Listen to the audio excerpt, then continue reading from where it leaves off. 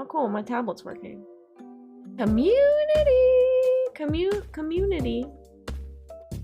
Alright. Showcase. You say you can tell a lot about someone by their, what do you call that? The way they write letters? Handwriting. There's a whole, like, theory around the way people write and how it relates to aspects of the personality. I don't know how much science is there, but I certainly think that's an interesting concept, don't you? Oh, I hadn't noticed this whole time. Yeah, no, it's just like a little thing. No worries, no worries. It's just like a tiny thing. Community art showcase. Hey, Fee, what's up? How you doing? Welcome on in. Welcome, welcome. Let me draw like a little pod ball over here in the corner.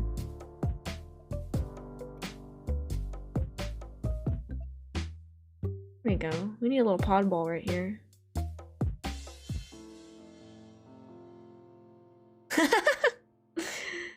Perfect. There. Perfect, perfect, perfect. Wonderful. Guys, I decided I've been thinking about dreams. I think I might be addicted to dreams. I think I might be addicted to it. And I think I'm gonna make a dreams game. I think I'm gonna make a podball game. I don't know, maybe like podball racing could be a good one. You can have like a podball battle racing where you shoot like missiles at each other, kind of like a Twisted Metal type thing with podballs. I was also thinking maybe like a podball rancher game where you could like raise and breed and fuse podballs together. Be cool. Podball ranching racing battle game. I'm gonna dive into the dream creation suit sometime this week. Okay, let's get started! Hi Tuz, what's up? How you doing? Hey Morg, how are you doing today? You a PNG tuber? Oh nice, Fee. I love your PNG tubers. They're so cute. They're so cute.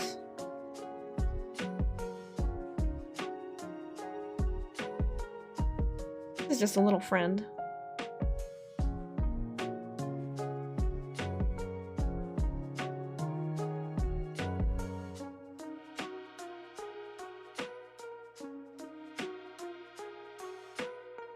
That's just a little friend I'm drawing right there.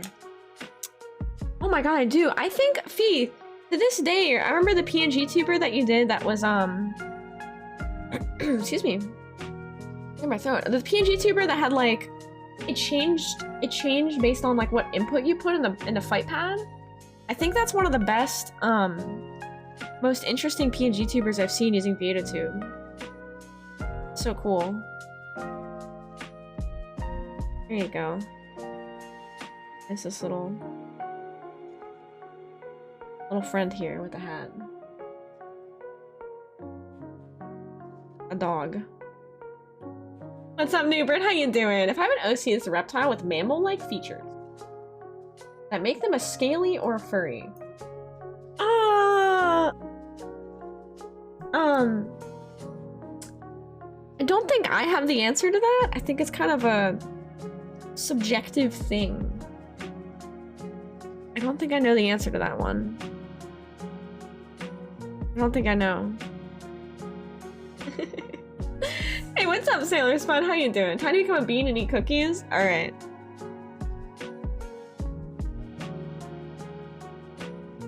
Alright, I don't know what I'm drawing. There we go. An alligator with no forearms. Okay. Let's swap the tuber and then get started on our community art showcase. I got one of the V-Day cards I sell. I just noticed I missed part of the curtain while cutting, and there was just a fine line there. Oh no. Oh, that's so cute. You do V-Day cards? That's adorable. I'll have to figure out something for Valentine's Day commission-wise for y'all. Bean is actually a good one for this because it's flat, so it doesn't get in the way. There's plenty of scalies with mammal features. Yeah, there's sharks with ears, you know. There you go. Evie, how are you doing?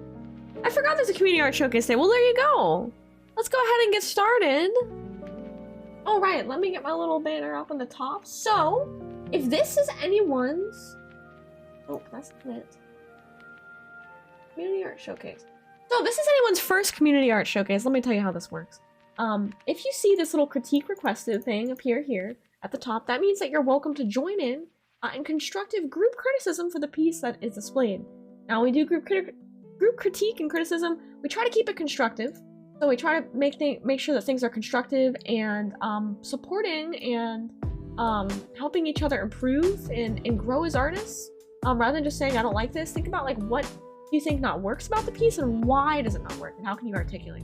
That's important to remember about critique, right? Okay, let's do it. Okay. Showcase starting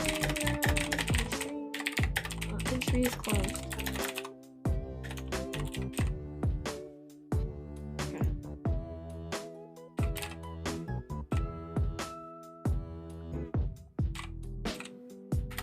All right. Here we go. Yeah, constructive criticism, exactly. Alistair, nice to see you. Hello. How you doing? All right, I'm gonna scroll up to the top here of our entries. All right, and the theme was the redraw. Okay, recreate an old piece. Not necessarily redraw, but recreate an old piece. So, since it's New Year's, this theme is a challenge to recreate an old piece and see how much you've improved. Reflect on your progress as an artist and tackle a redraw/reshoot. Live Manatee! Thank you so much for 5 months, Psycho_Manatee just resubscribed for 5 months. Well, months already. Load. Wow. Whoa, wow. Thank you. Load, wow. Thank you so much. How you doing today? Hello, Eminem. Nice to see you. How's your new year? It's coming along. How is yours? Thank you so heckin' much. Well, months already. Oh, 5 months. Thank you. Thank you so much for 5 months, Manatee. Thank you. You're amazing. Actually, you know, before I get started, I need to get myself some water at my desk. I forgot to do that before I started. My bad, y'all. Give me 2 quick seconds. I just gotta run and get water.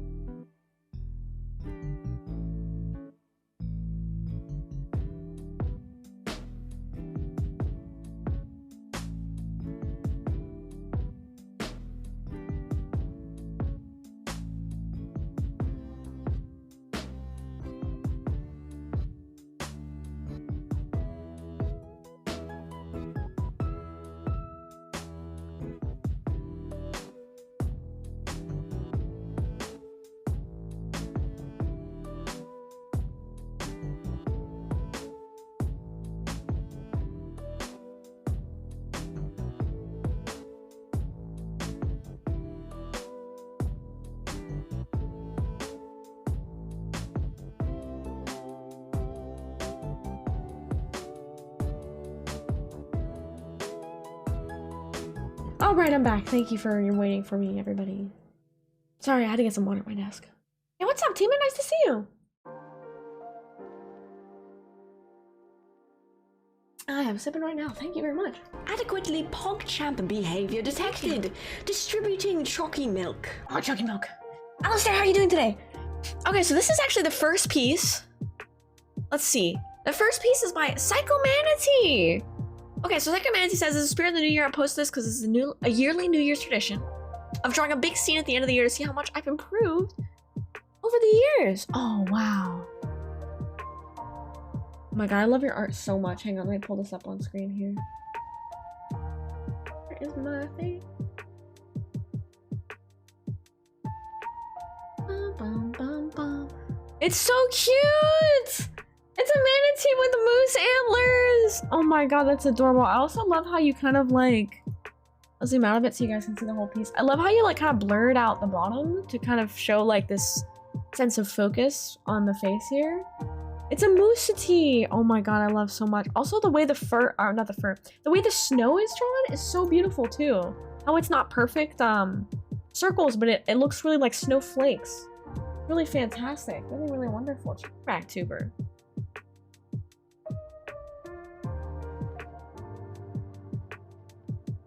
Chad Ragtuber time. He's just gonna be up for a few minutes. Just a few minutes. Chad says hello. My tail says hello. Oh my gosh, Fox, thank you so much for the raid. Hello, welcome on in. Welcome, welcome. Nice to see you guys. I love the blur in the background. Yeah, I know, I love that so much. It's so lovely. And Manatee also posted a compilation of improvement drawings as well. Let's see here. Okay, what do we got? So we have like a couple of compilation drawings. So from 2016, just like a pencil thing. And then we've got like 2017. Wait, what are they eating? The boss just resubscribed for 27 going on in this months. scene?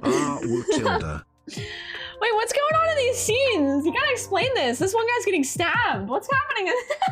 What's happening in here? Boss, I love, thank you so much for the resub. Thank you for 27 months. My God, you're incredible.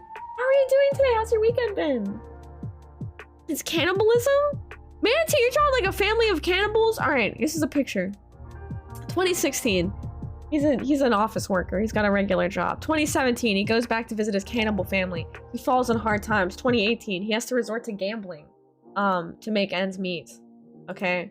2019, things get even worse and he's just depressed in a bar and he can't win any money at the thing.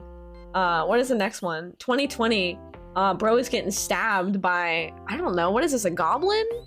With a giant spider? Dude, whoa, what's going on here? 2021, we're all in hell.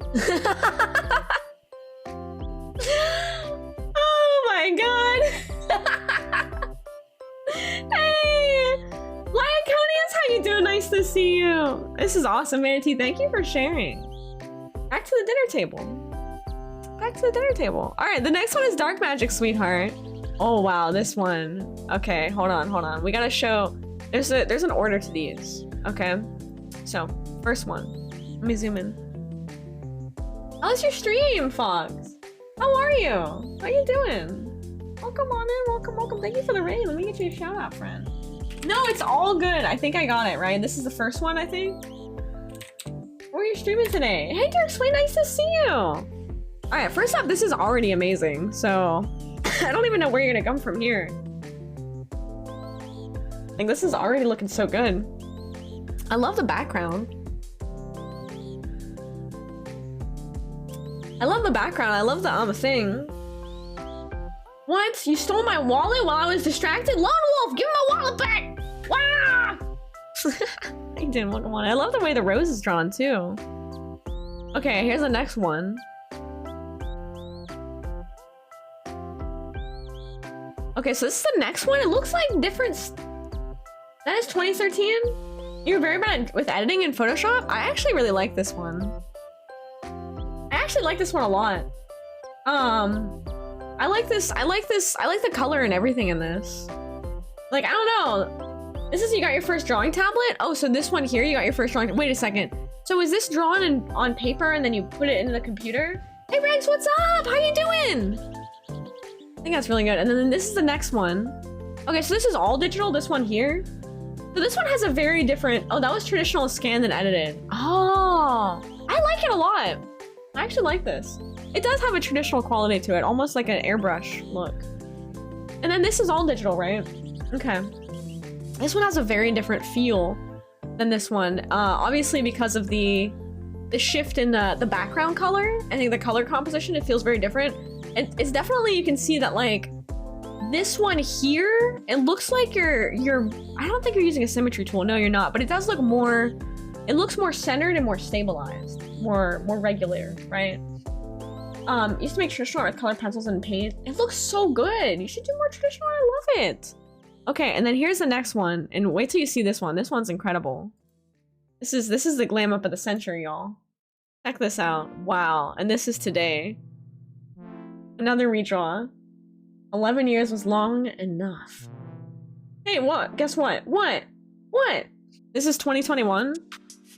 Incredible.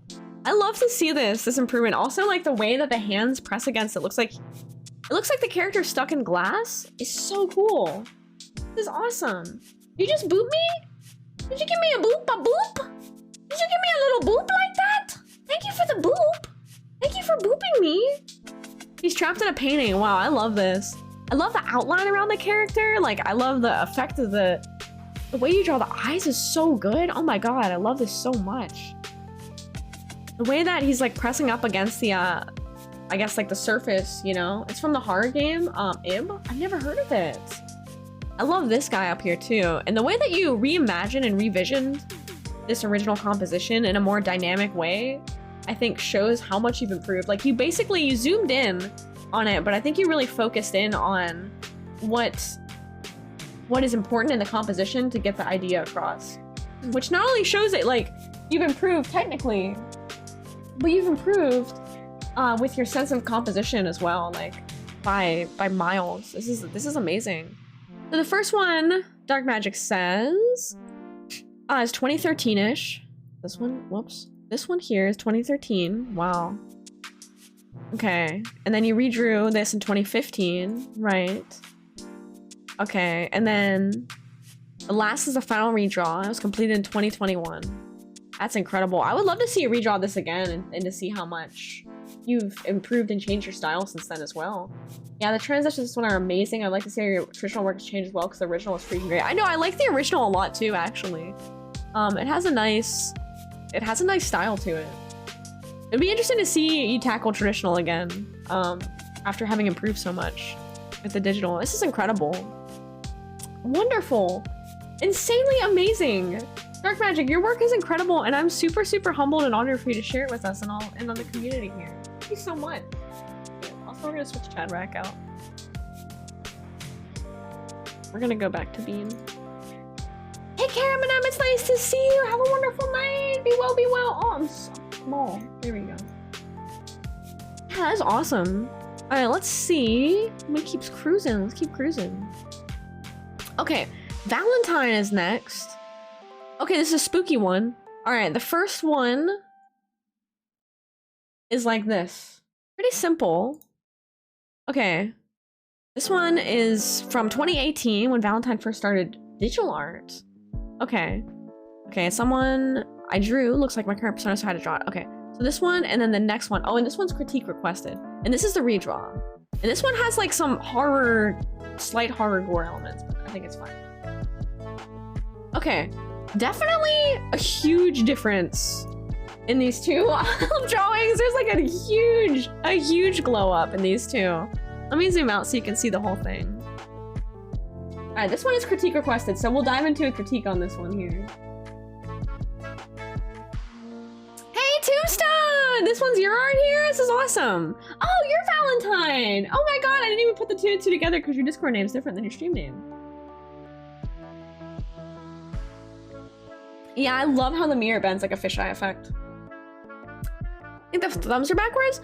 Not necessarily if the hands are pointed outwards, like if the character is grabbing the hands. They could go that way. Like put your hands in this position to your face. The hands could be backwards. Like it just depends on how the wrist is tilted.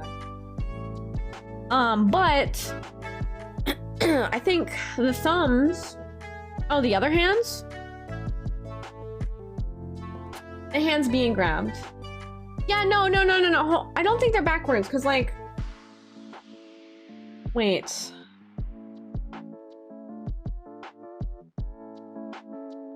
Okay, so the character's grabbing the other person's hands, and I think they could really be either way. However, I do think that the thumbs sort of make it look a little awkward, right? Yeah, they're correct. But I think the thumbs make it look awkward, and I think a way to fix that might be to draw the thumbs like around, sort of like... Let me do an example here. I think a way to fix that would be...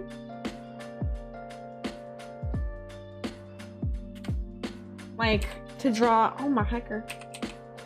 Oh my god. Okay, there we go.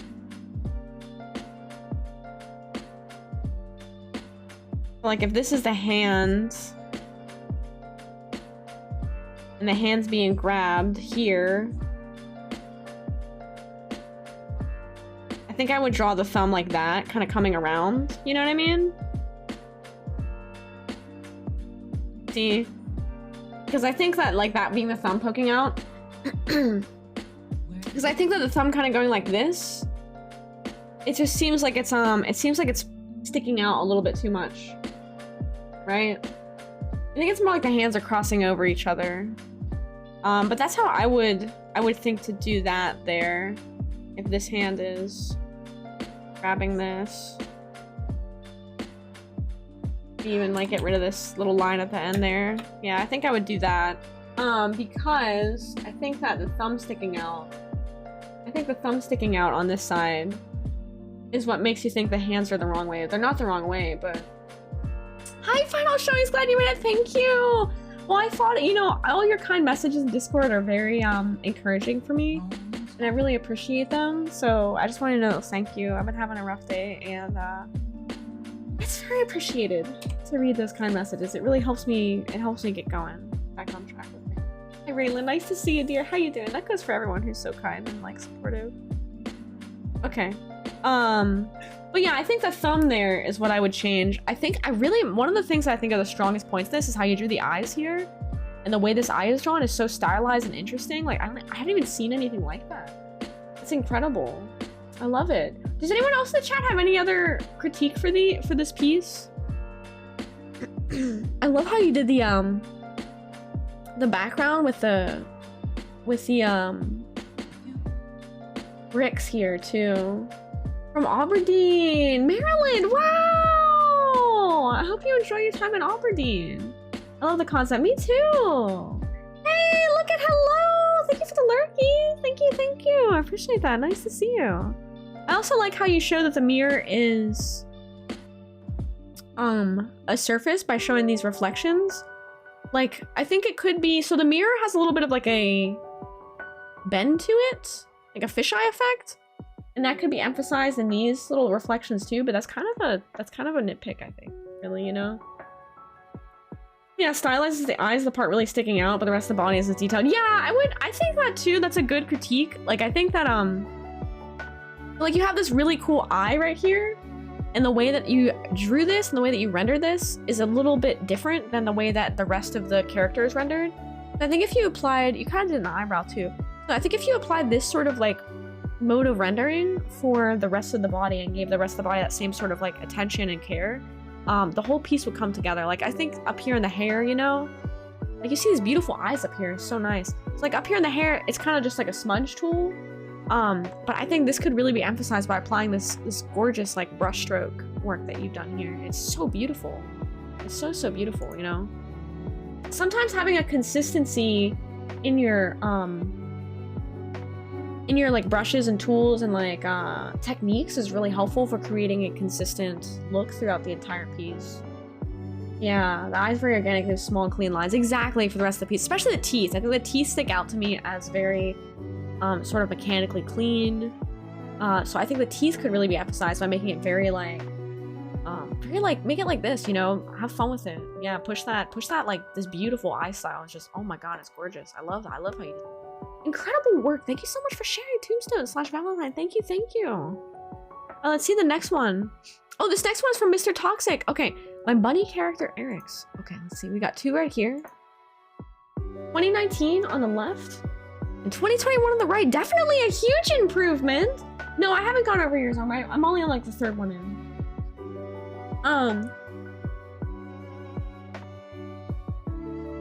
Sorry, I'm taking a bit of a sip.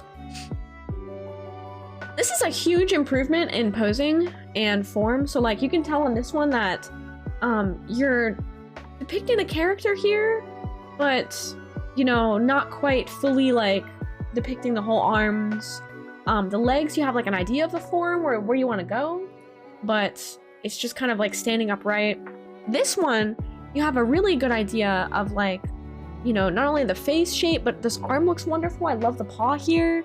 The character's sort of hunched over a little bit. You have these little digigrade-like forms formed in here. I like what you did with the little fur poking out. It's super cute, and I'd love to see you work more with that kind of technique. I think it's adorable. Oh, using those bookmarks. That's awesome! That's awesome. That's a really good use for these. Isn't that cute? Arms is above the starting piece. Oh, wait, really? Oh my gosh. Dark Magic, thank you very much Thank you for saying that, because I actually did not notice that since I went after the start piece. So after this one, we'll scroll back up to above the start piece and we'll go over these. Thank you, I appreciate that. I had another one. Oh, I see that too. Thank you. Oh, thank you so much. I'm glad. I'll scroll back up and we'll tackle those after this one. Hi, Softy Bar. Nice to see you. Just chilling. You're at work? Just chilling on a couch? Well, hello. Well, you're at work. Oh, what are you doing on stream? You should be at work then. Oh, come on in, Softy. Nice to see you. Hey, what's up, Bear Bear? How are you tonight? How's your weekend been? And so for critique, oh, I love what you do with the grass too. Hold on, I don't think you guys can see the grass, but let me zoom in a bit. Let me move my fat ass out of the way. So you see how there's like a little bit of texture on the grass here? Kind of like Animal Crossing almost. It looks really cute. Maybe I'll just zoom out. There you go. Look at that. I love that. It's adorable. You're getting FNAF vibes? I think the character, yeah, the character definitely could have FNAF vibes, yeah. Yeah, the improved definition of fur. Yeah, me too. I like that as well. Yeah, the coloring in the second one. Yeah, there's a better like sensibility of where you go. Markers can be a little tricky depending on what marker you're using for coloring. So there's definitely like a degree of I need to turn this music down. There's definitely a degree of like tool control and knowledge that comes into it just with practice. Yeah, the Animal Crossing grass. I like that a lot. I think for critique, I would just want to see more, trying more poses and trying more, kind of like poses and styles and different characters, because I think that you're really getting a good sense of things. And one of the biggest things I would recommend is trying a lot of loose sketches on your page, like just like loose pencil sketches. Don't worry about lining and coloring, because sometimes things end up a little bit stiff, you know? So the 2022 versions.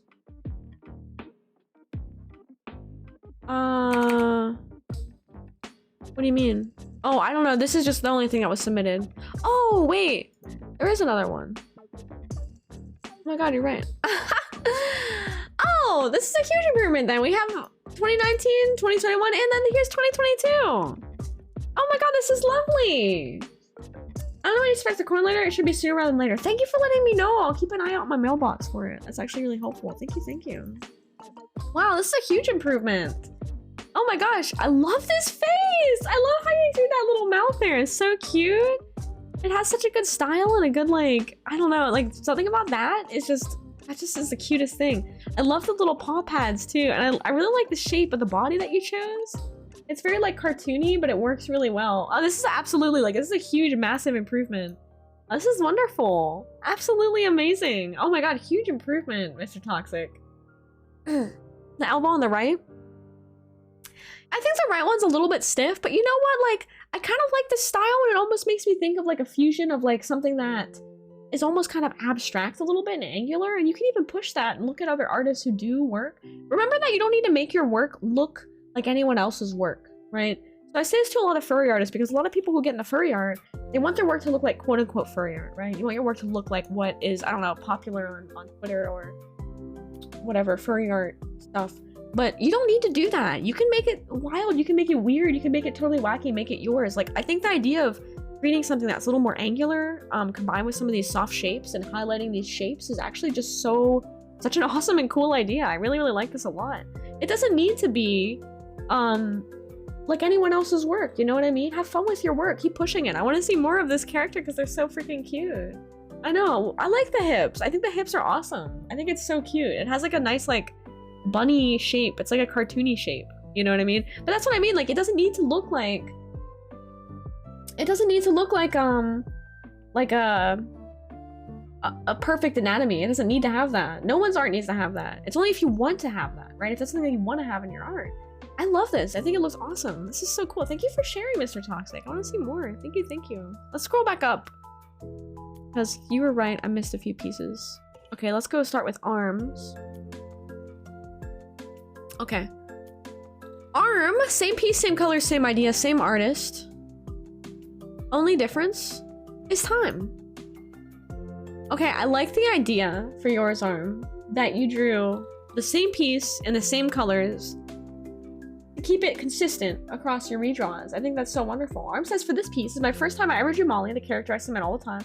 Very old design. Sorry I submitted so fast. We had a free day in band, so I just sat down and drew. That's okay. Oh my gosh, don't apologize. I'm glad that you submitted. I'm so thankful for all of you who come out and share your art with us every week. This is so awesome. I know, I love the tie-dye effect. It's so cute. I love it. Taking a sip of water. Arm, are you still drawing on your phone? I definitely feel... Or are you working in a program? I think what I'm seeing versus these two, I think I think we just need to see more. And more practice and repetition will help. This piece was on before I got my tablet. Okay, so you have your tablet now, which is really cool because I think you're gonna see a huge improvement in your line stability and consistency. Remember to experiment with different amounts of your brush stabilizer in your settings to kind of see what works for you. There's no rules. Yeah, the difference in line, I think this is really interesting and cool. Also,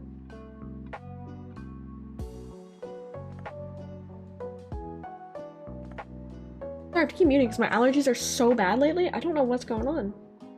Oh my goodness. I don't know if anyone else is having bad allergies. My allergies are so bad. I've developed a better idea of form and more detail and everything, so I'd say to keep practicing on, yeah, where everything goes, to keep defining those forms. Yeah. Yeah, that's what I would say, is keep practicing. And I don't know if you are doing a sketch underneath the lines, or if you're just going straight into the lines, but if you're just going straight into like the line work here, not that you have to do a sketch, but I think that it might be helpful to better like visualize what is gonna go where before you tackle the lines, to have a more like kind of clear and consistent picture of like what is gonna be down on your page. You do sketches? Okay. Yeah, I only thought that because it feels like there's like a little bit of confusion in some areas of this piece. Like you have a cheek fluff on this side, but on this side there isn't, and then there's no neck thing here, and it's some of it's a little confusing, like spatially, you know what I mean? You're awesome! Go enjoy your food! Thank you so much for coming by! Thank you! What might be also helpful is drawing a character that has a lot more of a simple design, like less things going on, like maybe, you know, it's like scaling back on the complexity, like, you know, there's like glasses, it looks like there's a bell here with some things, you know, we've got like the bangs and stuff. You could always just draw some very simple animals for practice too, like just a cat, just a dog, you know, nothing with like too many accessories that might be a little bit visually confusing, and then try and like kind of nail down the base structure of the characters you'd like to draw before you add on things.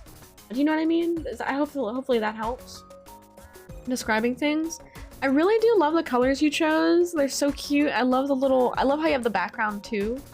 And I think that the background looks a lot better in the second one too, because you have it like centralized around the center of the character, and it draws my eyes into the character. Design your own base and play with the body first. Yeah, that's a really good idea, Dark Sweet. That is a really good idea, Dark Magic. Yeah, design like a little base first. Exactly. You can add on accessories as you go. I think that's a wonderful idea. Yeah, definitely. I love that. It's so cute. This is wonderful, Arm. Thank you so much for submitting your art. I do that a lot nowadays because I'm trying to simplify my style. You draw the cutest characters, Dark Magic, and you draw so many cute accessories on them. Like, your art is just like candy to the eyes. I love it so much. Let's see, and then Manatee has one. Traditional art. Lyconia says, sweet being a good friend of mine and a fun streamer. Oh, well, thank you for bringing them on in, Lord Crimson Fox. Thank you. Thank you. I hope you have a wonderful night, Lyconia. Thank you for coming by. I appreciate that. Thank you. So this one is from Psycho Manatee, and this is also critique requested. This is traditional art now. Okay, so the one on the left here is 2017, and the one on the right is 2021. Huge improvement on the one on the right. Huge improvements. Huge improvement on this one.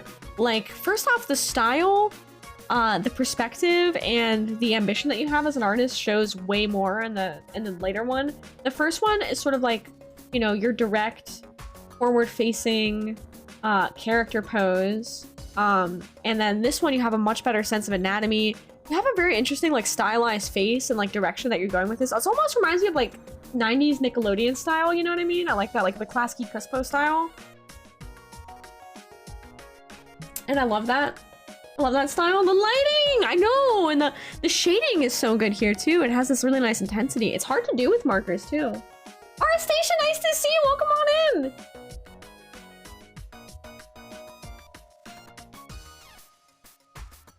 Oh, I keep drinking water. The first one was on my tries at character design and drawing people. You did an awesome job. I love this guy. I love this jester dude. I love the colors that you picked. It's very fun. It's very jestery.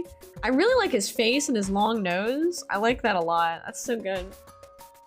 Yeah, the close-up really improved. The lines and the direction of how the clothes lay in the body. Even the textures. I know! It's so good! It looks so wonderful. I really like how you shaded the hand here. What would I even say for critique for this? Well, this is 2021. It's now 2023, so I would love to see it even pushed further. And see like another pose of this same sort of character, like a redraw, and see like how we could push it further. I like to see the traditional art a lot in these submissions. I really love to see this because traditional is a whole separate beast with a whole separate skill set and understanding like what tools are for the job. So it can be really difficult. So I'm super impressed by this. I mean, this is way cleaner than anything I could do with markers. No lie. Like, I am like obsessed with traditional art.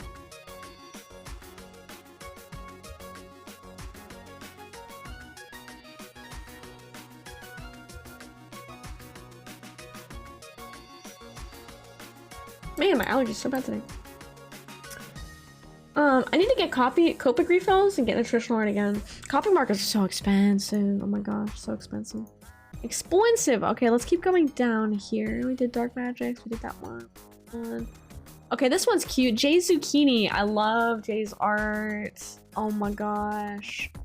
His art's so good. Okay, the first one's from March.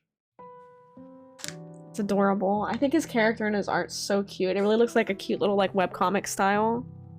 And then first one from March, the second one from 2 weeks ago, a couple weeks ago. So this is late December. Look at the improvement. Wow. Jay has a really great style that I think is like really could be well suited for like webcomics or animation. You can see how much more movement and expression and life is in the second one. I know the motion blur looks amazing. Yeah, much more dynamic. Exactly. And I think that this shows like Jay is really, he's really thinking about like what to push in his art to make it more expressive. I always see his work and it's incredibly colorful and expressive. And when you're pushing expressiveness, like he's not so much focused on like things like the coloring technique or the shading technique. Focus on the movement and the expression of the piece. And this is another example of like, you don't need to have, excuse me, you don't need to have like a super well-rendered, I shouldn't say well-rendered, you don't need to have a super like detailed, shaded, painterly style piece for the art to be, you know, exciting and invigorating and interesting to look at. What Jay is working with is, first off, a very strong color theory here, a very strong like sense of color. But also a very strong sense of movement and expression. I keep thinking I like the ear up in the other one first would work better. Let's see. Oh, the ear up here. Yeah, I guess a little lost the head. Let's see here. I didn't even notice it, but I think possibly could be. But I also like these little expression marks here too. I just love how the tail has this like motion blur and movement with it. And also, like, I don't know if you noticed this. I'm not sure if Jay, what art program he's using, but it doesn't have pressure sensitivity. He might even have made this on his phone, actually. If you look at how the lines are, it looks like the eraser tool was made to create thinner lines. If I had to take a guess, because you see how the brush ends in the same width as how it started. If I had to take a guess, I would bet this is drawn on a cell phone. And this is incredibly good, so I'm super impressed. Yeah, it looks like right here, the eraser tool was used to make that a little bit pointed right there. Hey, what's up, Ashar? Nice to see you and Legally Lifted. Hello, welcome on in. Welcome. How you doing? Hello, y'all.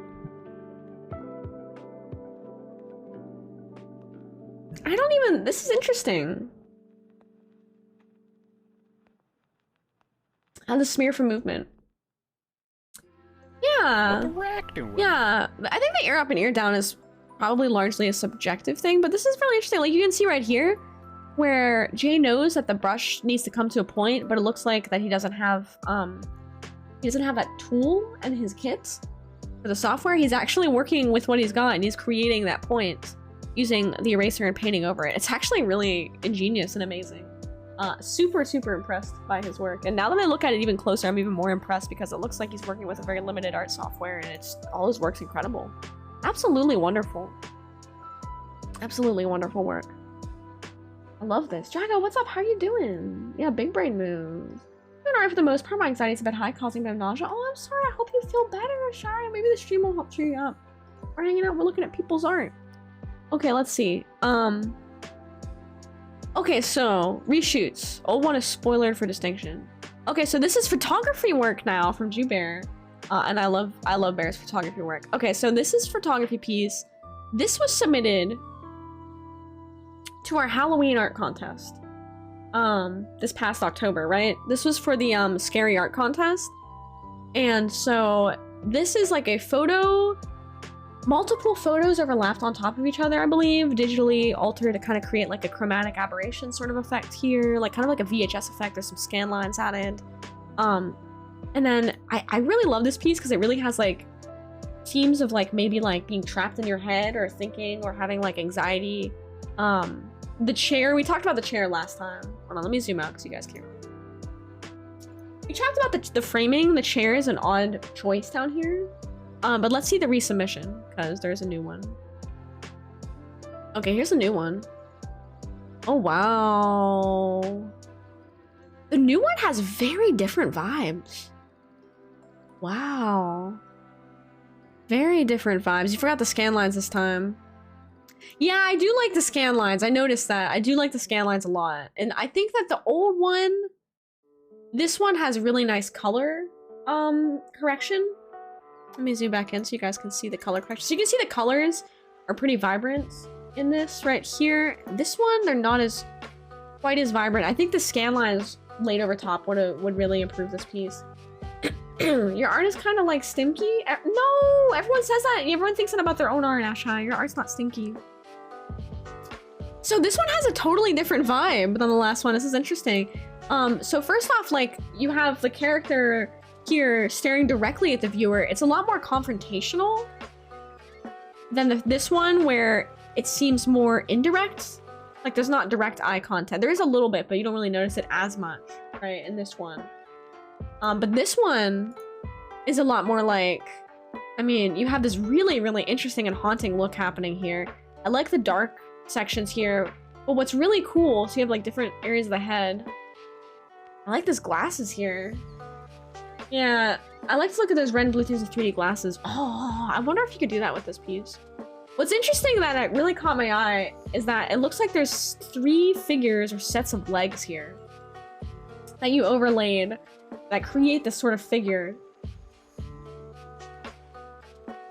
The static feedback that it has like old tube TVs when they distort. Yeah.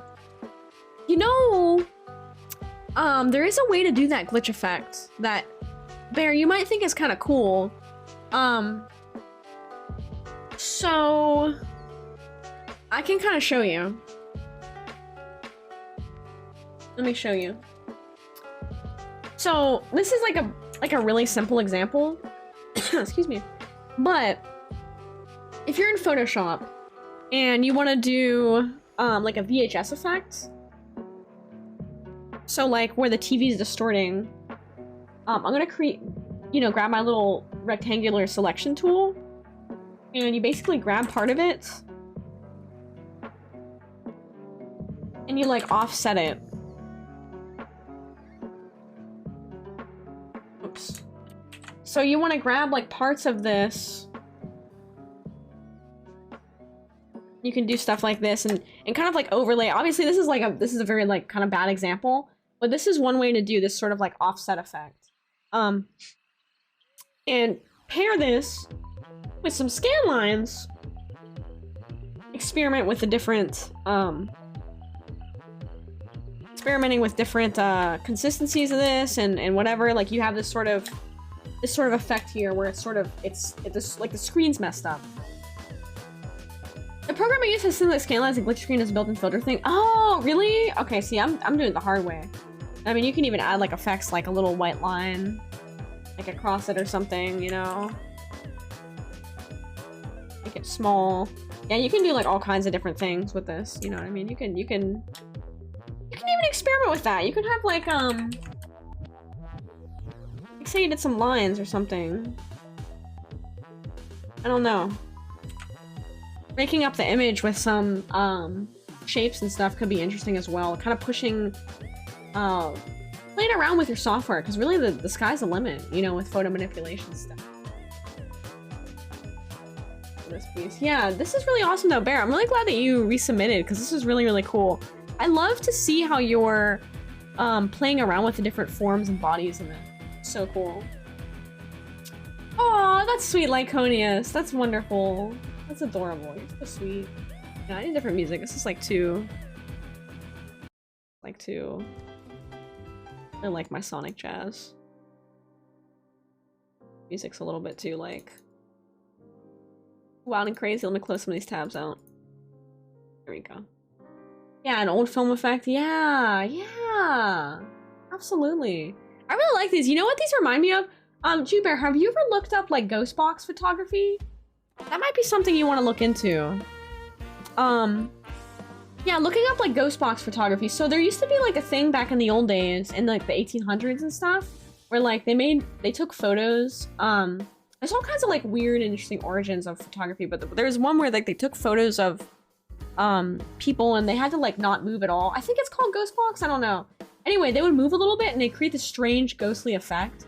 And it really looks super, super interesting. Like super early. No, that's not ghost pictures. They're pictures of people. Let me see like what it's called. Let me look it up. Let's see.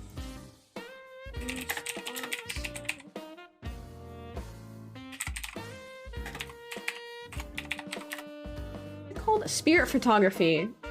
No, that's not it.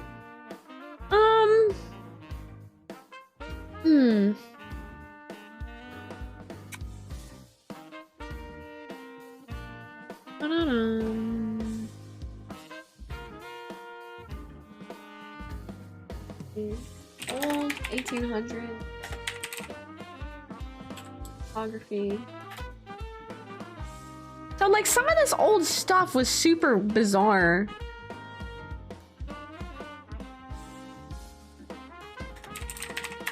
Like old blurry. Guess what? What? What's up?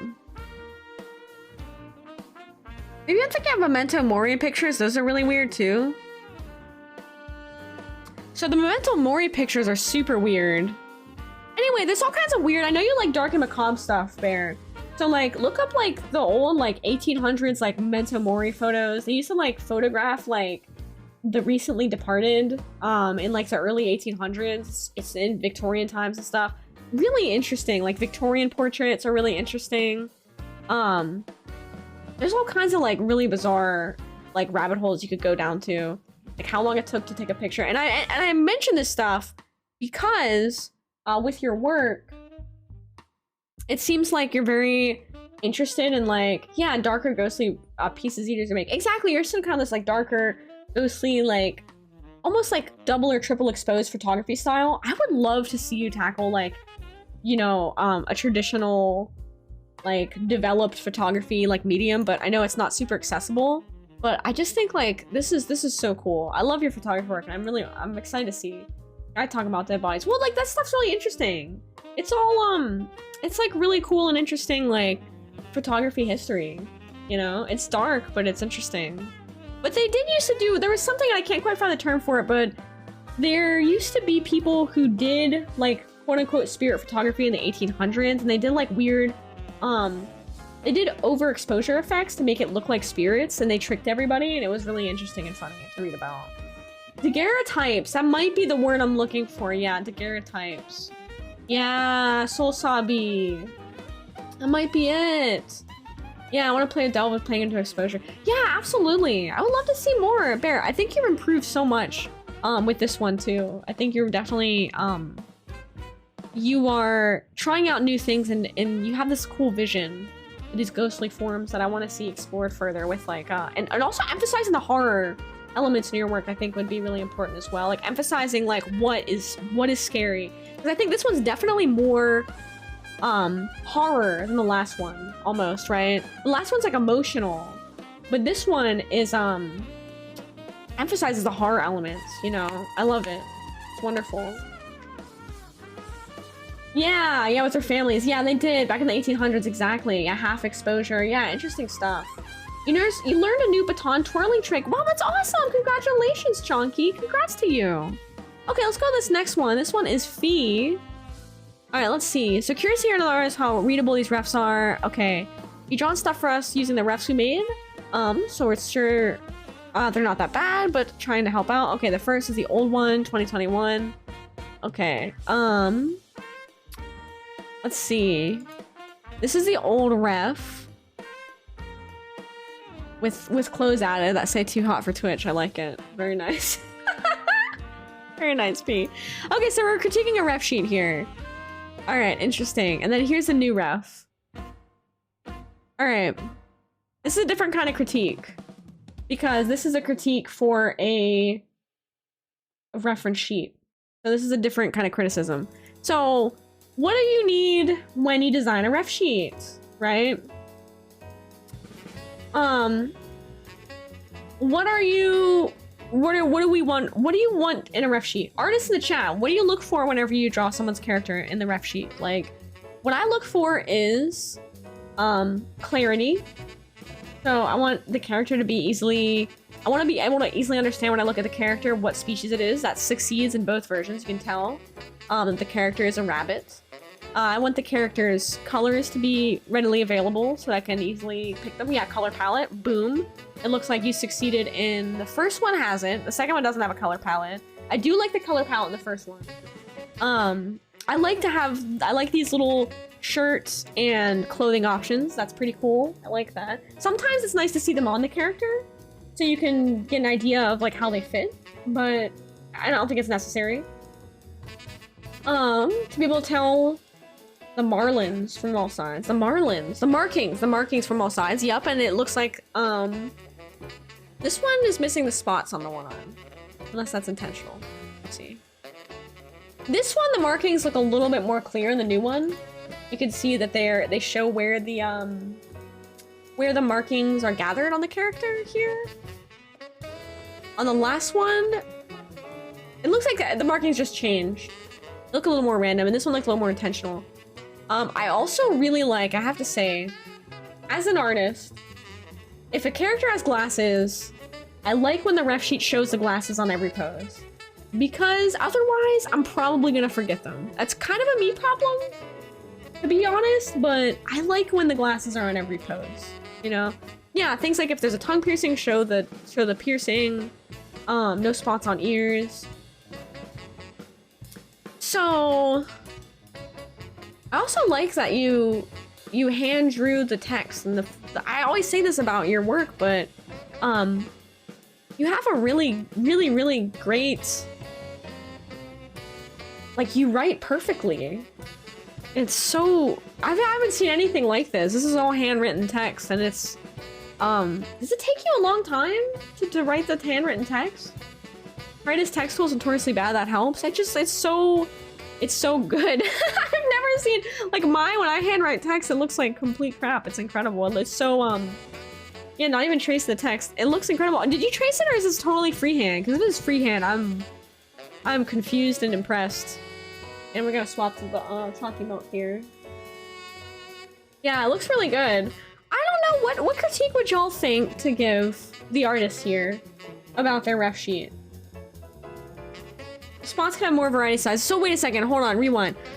Are we going to critique the character design, or are we critiquing the ref sheet?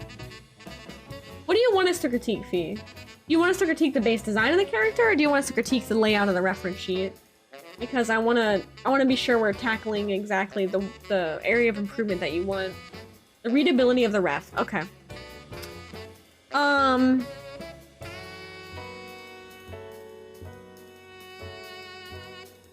So I actually think the first ref is a little more readable.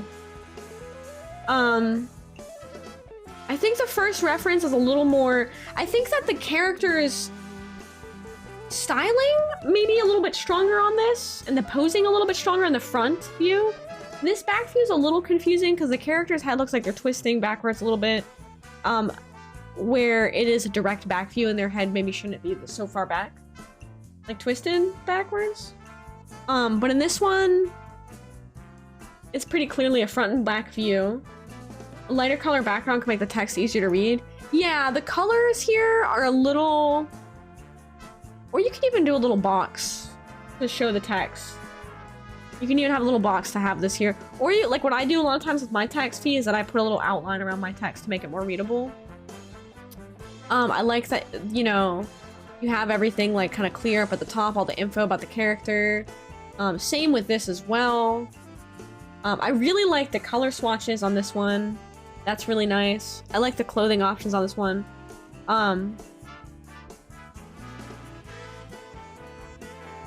I think that this one has a bit better layout on the top. A little more clear layout. I think that the background, yeah, the background color would help it a lot. And maybe having this, bringing back these little color swatches would help with the second one as well. And I like these little things here. Sometimes I will say, sometimes, so artists, most artists I think are visual people. Not every artist, I can't speak for every visual, you know, digital artist or whatever, but I feel like most of us are pretty visual people. So like, if I look at a ref and I see the clothes drawn out, I'm more likely to not miss details. Whereas, at least for me personally, as someone who doesn't have a super great reading proficiency and I tend to skip over reading things, I might skip out and I might miss information here, even though it's written very, very clearly in the font that you've used, or the handwritten text is absolutely immaculate. This looks, it just reads a little bit like a lot of text to me, whereas this looks a little more accessible for me personally. That's from my thing. Hi, Audie! Thank you for coming by. Hi, Audie. How are you doing? How's your weekend? We're doing our art showcase. Community art thing. Community art showcase here. We're critiquing this reference sheet from Fingers ribbon system, and we're talking about the readability of reference sheets. So yeah, that would be my thought, is that when I do refs, I kind of go with the less is more mentality. I think, is there something that can be done so that if we provide a visual for clothes, there's still room for flexibility? Yeah, you could just put, like, if you have a few different outfits that you think are like your faves and you want to include, an artist will probably rectal princess. Well, hello. That's quite the username. Welcome on in. I'm just gonna call you princess. Welcome on to the stream. How you doing, dear? Nice to meet you. Welcome. We're having community art showcase where this is Fingers Ribbon Systems work, and we are talking about reference sheets and critiquing them. So not always being drawn the same outfits. So yeah. So here's what I've noticed. On my reference sheet, I do have outfit examples, and artists tend to gravitate towards those examples rather than going and drawing whatever. So you do put a list of, like, styles. Yeah, a list of styles might be a good idea. Maybe you could draw a few of your favorite little things like this, and then put a little note on the side that says, like, you know, artists, like, feel free to try something new, or artistic freedom encouraged, you know. Aw, Lanconius! Thanks. I think that's a good idea. Because, yeah, if you do draw an outfit, like, artists will tend to gravitate towards that one particular outfit, or they'll just draw your character straight up naked. Like, that maybe is also a thing, too. Depending on the context of the art, of course. But I think that having less info, I think sometimes is helpful, because sometimes less is more, right, with a ref sheet. Let me see an example, like, ref sheet I can pull up for you guys that I've drawn recently. Maybe show you what I'm talking about.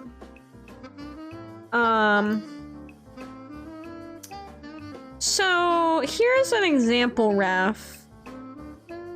Hold on, let me find one that has, like, clothing examples and stuff. Where's that one for Boss? Let's see.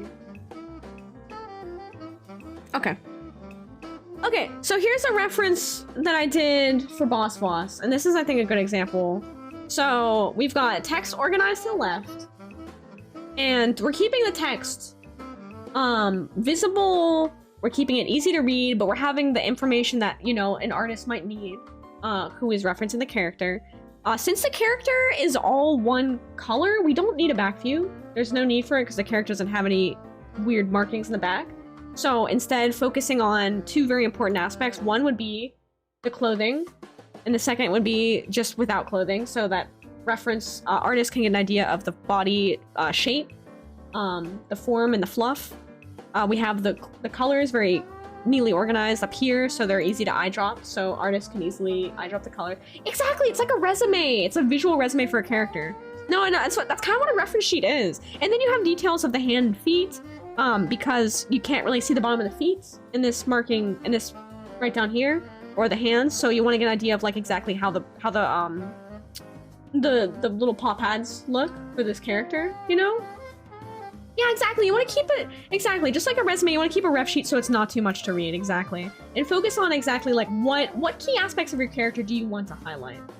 I don't think a back view is necessary in many instances. Oh no, you're sick, Beer, I hope you feel better. Oh, why are you sick though? I'll wrap yourself up in a blankie. Here's another example, and here's a different angle for a ref sheet. So this one I did have a back view. But this is because the character does have a little more complex markings in the back. This is for more of like a toonie sort of pose, and the client.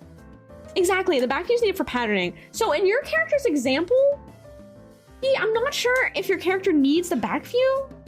You could use it for like clothing or something different, but here you have the front view. You see how just with the front view, you might need an idea of the back view. Right, so there's why the back view. Showing the paws in this, they're very toony. You know, because they have a different little pattern. The visual, like, text info is just the character's name, their pronouns, their heights, and their species, and that's it. That's it. You know what I mean? Simple and sweet, right? Simple and sweet. And I think a lot of the visual information with this ref sheet is depicted through the style, right? So this client prefers toony styles, and so I tried to emphasize the toony style. You can see how different these are in styles. They almost look like completely different artists drew them. To show that if other artists reference this, they might also lean towards a toony style. You know? Butt target in the 21st century. Yeah, so the butt target's where the tail will go. Yeah, the color swatches.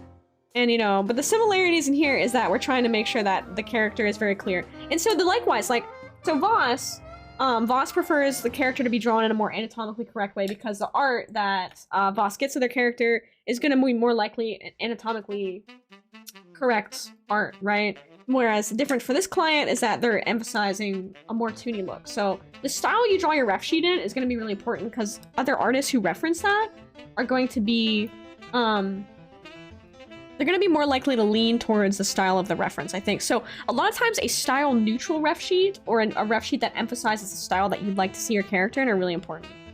Let me bring up one more example. Doing the ref sheet critique here. I hope that this helps, by the way. Here's another one. For Dima. Sort of more anatomically correct. We definitely wanted a back view for Dima because he's got some unique back markings here. We didn't really need to have a back view of the tail because that would mess up the back markings. Dang, this one looks really crispy. It looks nice. The stylings of the background sort of show that the client likes this sort of like prefers purple, you know, he likes the colors, he likes this sort of, what do you call that? Aesthetic. He likes that aesthetic. So sometimes the style of the ref sheet will help give you an idea of like this one's very organized, very neat, very clean, you know, emphasizes the aspects of the character. You know, this one's like, kind of like a little more stylized. And I know Dima, right? I've known him for many years, so I know that he likes that kind of stuff. Vaporwave, exactly. He loves Vaporwave. Oh, here's another good example. Okay.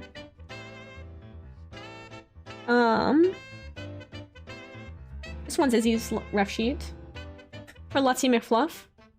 And this one, we went with cutesy colors, lighter colors, you know, pastel stuff that sort of reference the colors in the hair. Because they like, you know, like more cute bubblegum style colors and stuff. So you have like an idea of the personality just by looking at the colors in the ref sheet. So the colors that you pick in the ref sheet are really important. Even if there's something just like the background, it's never arbitrary. Emphasizing the body shapes. We have a back view because the back view is important for this character. And then we have two outfits here that kind of show you what to draw, you know. Really just very light on the text info. super light in text info. Just the character name, the pronouns, their class because it's kind of a D&D reference sort of character, and then a little close-up of the tattoo that goes here and all the colors that you... So keeping text sort of limited, I think, sometimes helps in a ref sheet. Anyway, this is my masterclass on ref sheets. Any questions? No, Stylic was Lanky Kong. Want to see one of the ref sheets I made for the cats? Yeah, I would love to see a ref sheet, Thorn. Yeah, thank you so much. Of course, of course, of course. I'm really happy to help. I draw a lot of ref sheets, so. Here's another one that I like. This one's for Regs. This is his Mushroom. And the character is almost always drawn with this outfit, so we went with the one outfit. You know, we showed the couple different headshots, little different expressions there. You know what I mean? I don't know if this one necessarily needed a back view, but I like it. I kind of like the turnaround on this. I think it helps because it helps show where the horns and the mushrooms go. Yeah, the square eye, exactly, to show that the character is a mushroom and not just like a regular cow. So we want to have a couple different views so someone isn't confused by seeing one and thinking like, oh, what is that? It's definitely an eye because you see it multiple times drawn the same way. Can you refund the monkeys if few people try to redeem it? Oh, wait. I'm so sorry. I'm not even logged in to mix it up. Yes, I can do that, but I will not do it immediately, but I'll do it after the stream. We'll do that. Sorry about that. Sorry about that! Sorry about that! Yeah, the hair and back view for the ponytail and horns. Exactly. I do like it for the ponytail because it definitely shows that it's a ponytail. It's not just like hair falling down, so it does help. So back views help clarify things that need to be clarified. Not every ref sheet needs them. Like, I do them for most of them, but not all of them. This one doesn't really need it. The hair is pretty clear on what it is.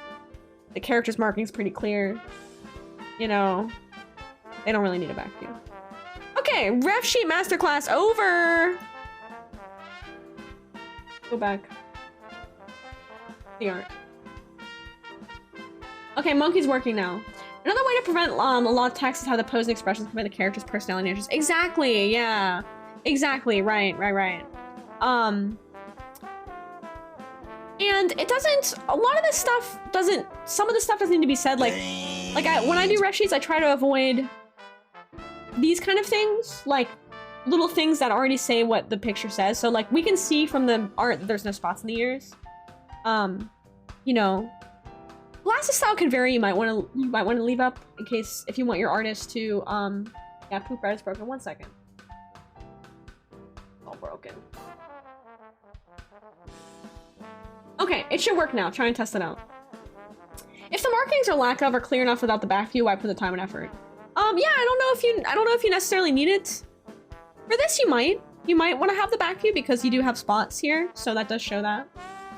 A lot of this stuff depends on what you, or if you're an artist doing this for commission, hi Jacko, what your client wants, right? So a lot of it depends on what you or your client wants for their art. And a lot of it depends on if it's your character, how particular are you about how your character's drawn. For me, I'm not very particular at all. Like, you could draw my character pretty much any way and I want to. As long as it's something that you drew, and it's like, you drew it with the intention of making it of my character, for me, I'm happy.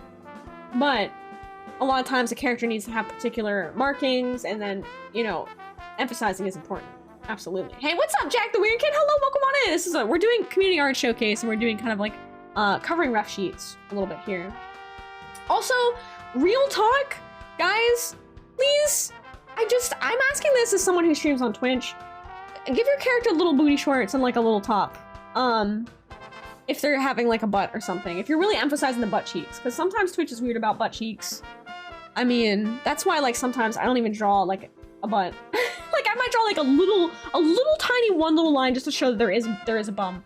But if you really emphasize the curves and you're making it very bodacious, it might not be okay on Twitch. That's a full heads up for anyone who's showing characters on Twitch. Or if you're not showing on Twitch, it's not a problem, but Twitch is weird about that kind of thing.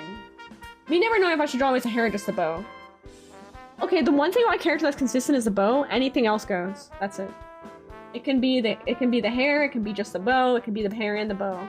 Let me see your ref sheet. Okay. 2 refs for the cats. See, look, two refs. They're very small. Okay. So there's like a lot of text here, but it's not too much. You just have one little thing here. And I think that the fact that you are making these references for a video game, you might want to have a little bit of extra text here to show like what the character's like and all their stuff. I love these. Thanks for sharing it. Oh my god, guys! I got take a very quick BRB break. I may or may not possess a butt. I don't know if you're safe for Twitch. Guys, if you have a butt, I hate to say this, you might not be safe for Twitch if you have a butt. Just a heads up. You are a butt owner? Of course, Fee, I'm always happy to help. I hope that my explanation of things and critique helps you. I really do, because I see that you have a very strong, you have a very, very strong sense of your artwork and your identity as an artist and your desire to improve. And I want to be there to help you with that. If you ever have any like side questions or anything, feel free to message or reach out to me on Discord anytime. That goes for all of y'all. Okay, I need a quick moment. I need a quick moment, y'all. I will be right back. Jack, thank you for the follow. Welcome to the Rack Pack, everybody. BRB!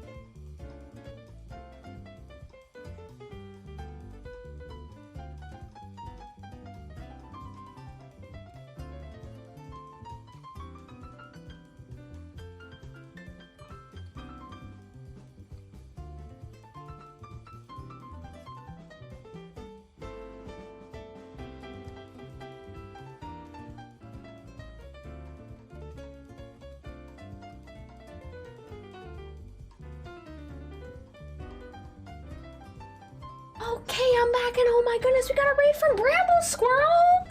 Hello, hello! What's up? Welcome on in! Welcome! Oh my goodness, hello, we're doing Community Art Showcase. Welcome in, everybody. My goodness, thank you so much for the raid, Bramble Squirrel! Hi, y'all, nice to meet you. I'm Sky, hello, I'm a full-time freelance artist, but I also love to stream games. My latest games addiction is Dreams on the PlayStation. I have ADHD. Welcome. Nice to meet you all. Hi. Thank you so much, Bramble. It's wonderful to meet you. How you doing?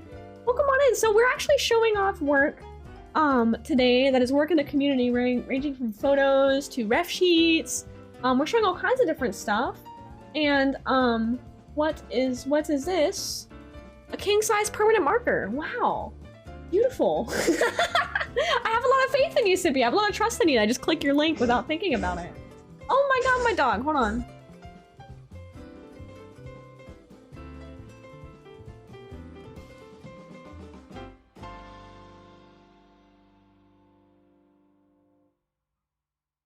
Sorry. My foster dog has a little bit of kennel cough, and so he's got the reverse sneezies. They call them reverse sneezies, and he sounds like a pig when he does it. How do we join the art showcase? Well, I'm closed for entries today, but you can submit your work on our Discord channel to the Community Art Showcase one. Permanent marker! And also, Merit Skunk, we love skunks here. Welcome on in. And Hunter the Squirrel. Oh my god, so many amazing, adorable friends. We have squirrels and skunks and everything. Love it. Your corgis get to see the reverse sneezing. Oh yeah, sorry, I'm not trying to give you guys cow cough. To the corgis in the chat. Sorry. Bramble Squirrel, thank you so much for the follow. Bramble, tell me about yourself. Tell me about yourself, friend. What kind of stuff do you stream? Everyone who's new here, post a little intro about yourself in the chat. Welcome on and get cozy. Dante, that's really sweet of you. Thank you. Hey, Jack, nice to see you. How's Community Arcade going tonight? It's going really well. We had a little bit of a ref sheet, masterclass kind of thing, and now we're going into the next piece here. This is not a critique requested piece. So if you're new here, when you see critique requested on the screen, feel free to critique the piece that's being shown constructively. So talk about what you like about the piece in addition to things that you think don't work, and why. If you think something works, why doesn't it work? And how do you think you can make it change it so it does work? Can you submit now or have to wait? You can submit for next week, but I need to announce the theme. So entries for right now are closed, Chonky. Thanks for asking though. The next one's by Axel Artist. So the theme today is redraws. Okay, so I don't know which one is the new one and which one's the old one though. That's the problem. So here's the first one. And here's the second one.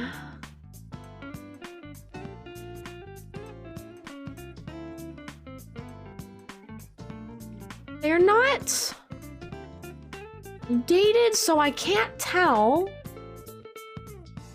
I can't tell. The pink one's the new one? Okay, that's what I was thinking.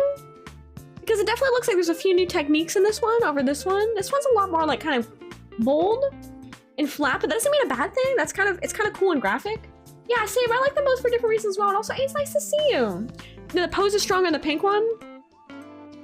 So I like the pose, and this is an interesting thing that's happening with the cape here, where it's kind of circular. However, I don't want to get too much into critique because they did not flag this as critique, so. Oh wait, no, they did. Critiques are welcome. Okay, cool. Oh, they said pink one's a new one. Okay, critiques are welcome. I'd like to know that the old one had a time restriction of an hour while the new one didn't. It took about 3. Okay, it's a good thing to know. Okay, cool. Do y'all remember these? What? Bulk glitter stacking point pencils? Yes! Oh my god, I remember these things. And hey, what's up, Ruby Warrior? Welcome on in. And then they would you would stick them in your pencil. Dude, these are such a weird invention. Like, who invented these? Oh yeah, I remember these were all the rage. Yeah, rip focus. Yeah, let's get through these critiques. So let's see. I don't know if I'm missing any messages. Bramble, you stream retro games? Oh my god! Okay, hold on. I gotta check out your channel. I love retro games. I also stream retro sometimes when I'm gaming on the weekends. I do other retro. And Dante, happy birthday! Ah, happy birthday! Happy birthday! Happy birthday! Happy birthday! Happy birthday, Dante. Happy birthday. And Hunter, nice to meet you. Nice to meet you, friend. Yeah, I love retro games. When I'm gaming, I do either retro or indie. I like weird games here. If I had to add one word that describes the kind of games I play on stream, it's weird. It's weird games.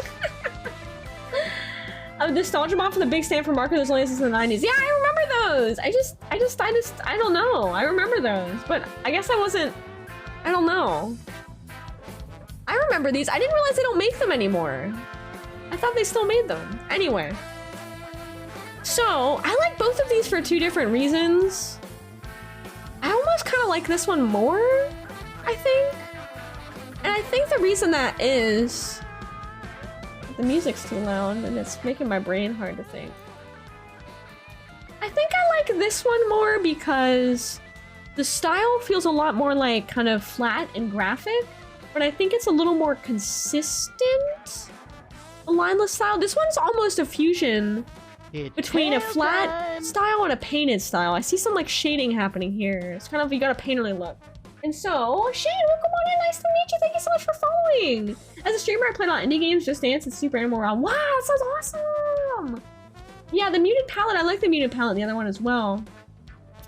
But what I'm thinking is, when I see this one, I'm thinking that if the artist pushed the painterly style a little bit further and tried something a little bit more, I think pose-wise they're very similar. Maybe trying something a little more dynamic as far as perspective. Like, let's have the head a little bit closer to the viewer angle, and let's have the legs farther, and try and push that a little bit further. I think maybe pushing the pose would differentiate a little bit more.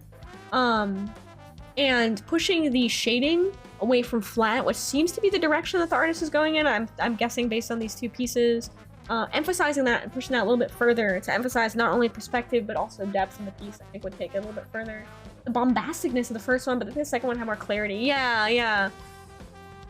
I think this, they have different moods. It's almost like this one's like I'm beginning to have a card battle, but I'm talking to you. And this one is like, I'm in the middle of a card battle and I'm doing some kind of cool magic with the cards. I love how the cards are rendered. I think that's absolutely amazing how these are rendered. I love that. I think pushing the perspective once again, the cards are all sort of open face, but they get smaller. So having, instead of just them all being rectangles, like flat towards the camera, pushing the perspective, you can do that pretty easily in... Oh, you added glitch effect? Oh, that looks so cool, Bear! That looks awesome. I love that. Okay, let me show you what I mean, perspective. Perspective. Okay. So, we've got a card. And we're trying to show they fall in the distance, right? So this is one way to do this, is draw them all sort of the same perspective, but have them get smaller as they get further away. They get smaller further away from the camera, right? Second way to do this, make it a little more dynamic. You have a card here, and then, you know, maybe some of the cards are tilted a little bit. Like they're not only smaller in the distance, but they're going smaller that way as well, right? See what I mean? You can even have some that are on their side. You can have some that are... You could really vary the, like what's happening with the angle of the cards. So this is just an idea because I think pushing perspective in general is a good idea.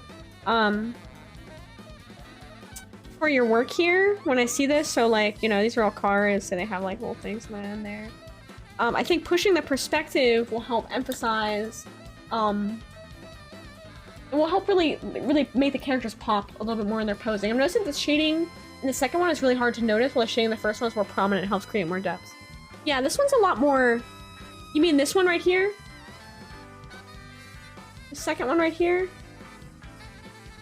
You joined your server and you're 2,000th member! Oh, congratulations! Congratulations! Congratulations! It's okay! Holy moly! We have 2,000 people in Discord? That's kind of wild.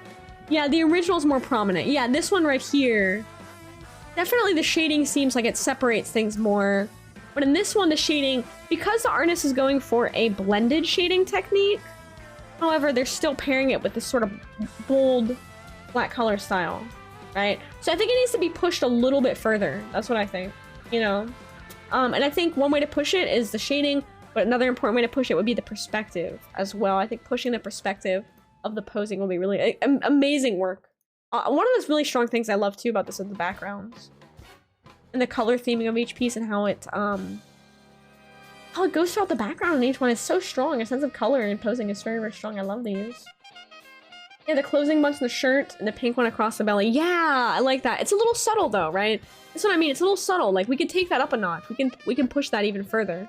If there's a good exercise, and I'm gonna make this a theme sometime for you guys for a community art showcase, is a 1-layer painting trial, like challenge. It looks like we're using a lot of different layers. Let's pare down the layers. Let's simplify it. It gives you a better, I think, understanding of the fundamentals when you pare down. I also really love the brushes I use for the cars, how they're kind of fuzzy. It reminds me of dreams. Yeah, blend a little too much in the new version, lose the depth. Yeah, yeah. And then you see right here, very defined shading helps create the depth and separate the shapes when we don't have lines, you know? How will 1 layer work on paper? That's a good point. I don't know how it will work. Alright, let's cruise on the next one. Void Monarch. Wait, let's see. Okay. Here's the first one from 2017. This is critique requested as well. And the second one is a redraw. I tried to do a very intense perspective in the new one, but I don't think it turned out as well as I wanted. I still like it though. Oh, wow. Oh, this is a huge improvement. Wow. But Sky, I love my layers. 1 layer. Dare you. I double dog dare you. 1 layer. The glow up is immense here. Wow. Was that the community art stream? This is a community art stream. Right now. Yeah. Yeah, this one is really different. A lot of artistic growth. You can see... So the artist is... This is what I mean when you push perspective. I think it creates a really, really dynamic piece. So... This piece... No perspective, really. Just character, field, pretty literal, right? You have grass, you have sky, character sort of centered. These are sort of, you know, but then you have the next piece. Character's still sort of centered, but the character of the perspective of the character and of the background has this really, really cool down-up effect. It is emphasized by these really cool grass strands in the front that use a blur effect. Let me scooch out of the way a little bit. Like, look at that beautiful blur effect there. Gorgeous. Absolutely gorgeous. I love how that is drawn and depicted. Like, it really helps show depth. It really makes you look like you're... Yeah, exactly. We're in the grass. It makes you look like, as a viewer, you're hiding in the grass looking at this wolf. It's so cool. So where do we go next with this type of piece? You know, the autofocus grass is incredible. It's very, very good in the framing. Hi, Axel Artist. Hello. I saw my art in photo. Yeah, I think I just covered yours, Axel Artist. You're welcome to go back in the VOD and watch your critique. Thanks for submitting. Thank you so much. I love your character so much. Procreate forced me to reduce the amount of layers. I usually go to a bunch in the hundreds. Whoa! Hundreds! Hi, Val! Oh my god, Val, I can't even tell you how hard it was to start stream without the Frumble tuber today. It's a VTuber, because I'm like, I want to be that thing so bad. I'm so excited about it. I didn't, obviously, because we're waiting for the proper reveal. But my gosh, I had to use every ounce of my willpower to not just be the Frumble, be the 3D VTuber today. It looks so good. You left me with a lot of like power and trust to not reveal it before too soon. Whoop! I just slammed my face in the mic. Okay. So this is the difficulty of looking to the left of my chat and then my mic being right in front of me. Okay, so where do we go next with this? Well, gosh, I just love how the trees are pushed back in the forest. Looks dark. The angle of the grass here. So I think one thing that could be worked with is our use of texture in this piece. I'm glad you resisted. I will. I promise you. I will wait for the proper time to reveal it. I will. We're gonna have a whole VTuber reveal. It's not ready yet. When is 3D Tuber reveal? I'm not sure yet. We will get a date for you guys very soon. Once the date is announced, then that will mean the model is ready for the reveal. We have some things that we have to do. Yeah, there's like a couple of things on my end too. Like I want to get some. I need to get that thing where you guys can throw objects at me as well. That Twitch integrated throwing system and have effects and fun redeems ready for you guys. So yeah, the background perspective is so good. So anyway, use of texture in the piece I think is where I would focus on for the critique. The second place where I would focus on is the form and anatomy. So it seems like the artist is going for sort of like a realistic anatomy type for the form. And in this case, the head looks a little bit small compared to the body. So I would I would practice drawing a couple different poses. Honestly, improvement comes with practice. It looks like, I think the artist referenced from Photo, which is very good if you did. That's very, very good. Hi Maya, it's nice to see you. How you doing? Hi Des! Yeah, you love tits. I know, I need to get that for the stream. Especially when I have the 3D model out. And this is an example right here. So you see how the grass is drawn using this one singular brush. But the grass in the back looks like it was drawn with a different brush and looks a little bit better like right there. So what I'm thinking is like, it's an acronym, yeah, Twitch Integrated Throwing System. It's a thing where you can throw objects at the VTuber on the screen with channel point redeems. Stream instantly freezes. Anyway, the grass, when you draw grass or fur, I think it's important to kind of vary your strokes and think about, number one, the direction of the fur, the direction of the grass, and the brush that you're using. So this brush is a little scratchy, and I think this brush would be best suited for maybe like painting, kind of adding a little bit of tooth or texture to a painting, but not overusing the brush.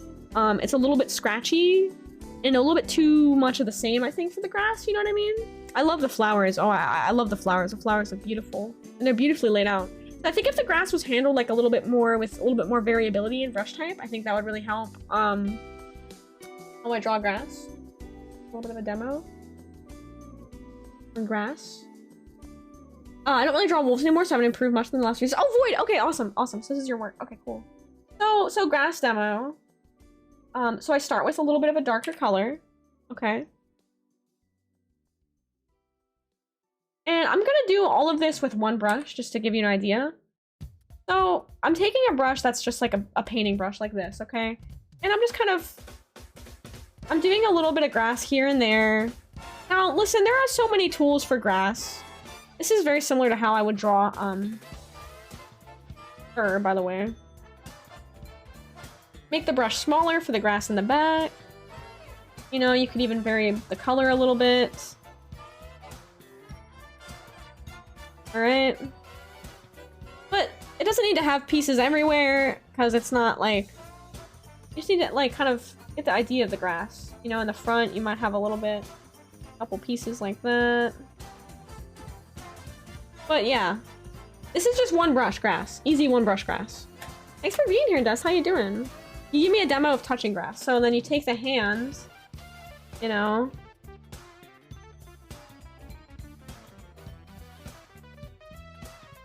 and you touch grass. There you go. Touching grass. Be sure to get the grass blades in between the fingies for maximum grass touching. Demo of touching grass. Hi Wayne! Nice to see you! Yeah, we're touching grass right now. This is a demo on drawing grass. Okay, so this is an example of grass. Now, this is all one brush. Super simple. Super easy. Just one brush. Now, you can use a lot of different brushes and you can change how you will do things with different brushes. Like, for example, I go here. You know, we can make a brush like this. Different textures. We could take brushes like this. It's pretty much, this is like the idea that I do for drawing grass. The thing is, like, so there's a lot of brushes in Clip Studio or like texture brushes where you can just blah blah blah blah blah and it just makes instant grass appear. Now those are great for accenting a piece, but I think sometimes if you overuse them, it becomes kind of obvious in the piece. And I think it can detract from the piece sometimes whenever you overuse texture tools. You know? Maximize surface area for better grass touching. Yeah, spread the fingies out for maximum grass touching. Okay. Incredible glow up. Incredible work. One of my favorite things about this piece, actually, this is the way you use the texture in the trees, I think is very, very, very awesome. How you did the texture of the trees here, I really like that. It's really interesting. It's really, really cool. And the use of depth of field is very strong in this piece as well. Wonderful work. Amazing. My favorite piece of advice is draw the shapes, not the object. Yeah! Yeah, that's a really, really good piece of advice. Yeah, focus on the overall look of what you're drawing, not every detail. Exactly! I think sometimes we get caught up in the details. You know that phrase, the devil's in the details? That type of thing with art? Yeah, I love that. Void, incredible, incredible glow up. A huge improvement. Once again, to show you guys the improvement, this is the first piece. I mean, look at this. And also, can I point out the shading on the jaw of the wolf is so strong. I love that. That's really, really amazingly well drawn. All right, let's see. The next one's by Soulsabi. Take if you want to. A piece I did last year in a recreation. Oh, cool. Okay, so here, I think, is this the first one? Soulsabi is artist in the chat right now. Older one was drawn in Illustrator, the new one is drawn Procreate. Okay. Okay, so this one's the new, and this one's the old. Okay, gotcha. This one's drawn in Illustrator, and this one's drawn in Procreate. Two very different art programs that have two very different techniques and tool sets. Illustrator is great for logos. Oh, there's a third one a little way down. Oh, thank you. Oh, the cyanide to match the old one. Okay, cool. All right, let's do this then. Let's do these two. Thank you so much, Dark Magic, for your help with this stuff. I really appreciate that. Thank you, thank you. Oh, it's okay, Wayne. No worries, no worries. This one was like a little bit delayed. So let's see. I have to say, I think I like the form of this one a little bit because the shape of this is a little more appealing to me somehow. I'm trying to think about that. I think it might be the wings. These might read as horns. Not that there's anything wrong with that. But this piece focuses more, I think, on texture and color. And this piece focuses a little more on form and rendering style. So both of these pieces just have two very different focuses. Oh, I just closed that one by accident. They're very different. What do y'all think in the chat? I also like how the eyes in this one are pointing in different directions. This one they are too. A little more subtle though. You said wings and now you want what? Sugarcane wings? Sugarcane? What are sugarcane wings? Also, hi Bean, how you doing? Here you are in need. Oh my god. Professional. Bean. Get this. Walmart vegan deal. I didn't find this. Danny found this. These Impossible bowls, like food bowl things, by Impossible, $1. $1. They're normally like $6.50. Insane.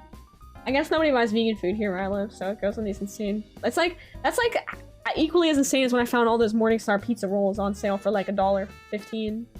The first piece has stronger shape language, yeah, but the second piece has a stronger understanding of details and space. I would agree with that, absolutely. The second piece has a much stronger understanding of color and use of texture as well to accent that. I think the texture on the ring looks incredible, and the shape of the like kind of goop falling in the hole looks really, really good as well. I really like the first one. Yeah, the silhouette is more distinct. Yeah, what the rack doing? It's still there. What the rack doing? By the way, that's Audie's voice. What the rack doing?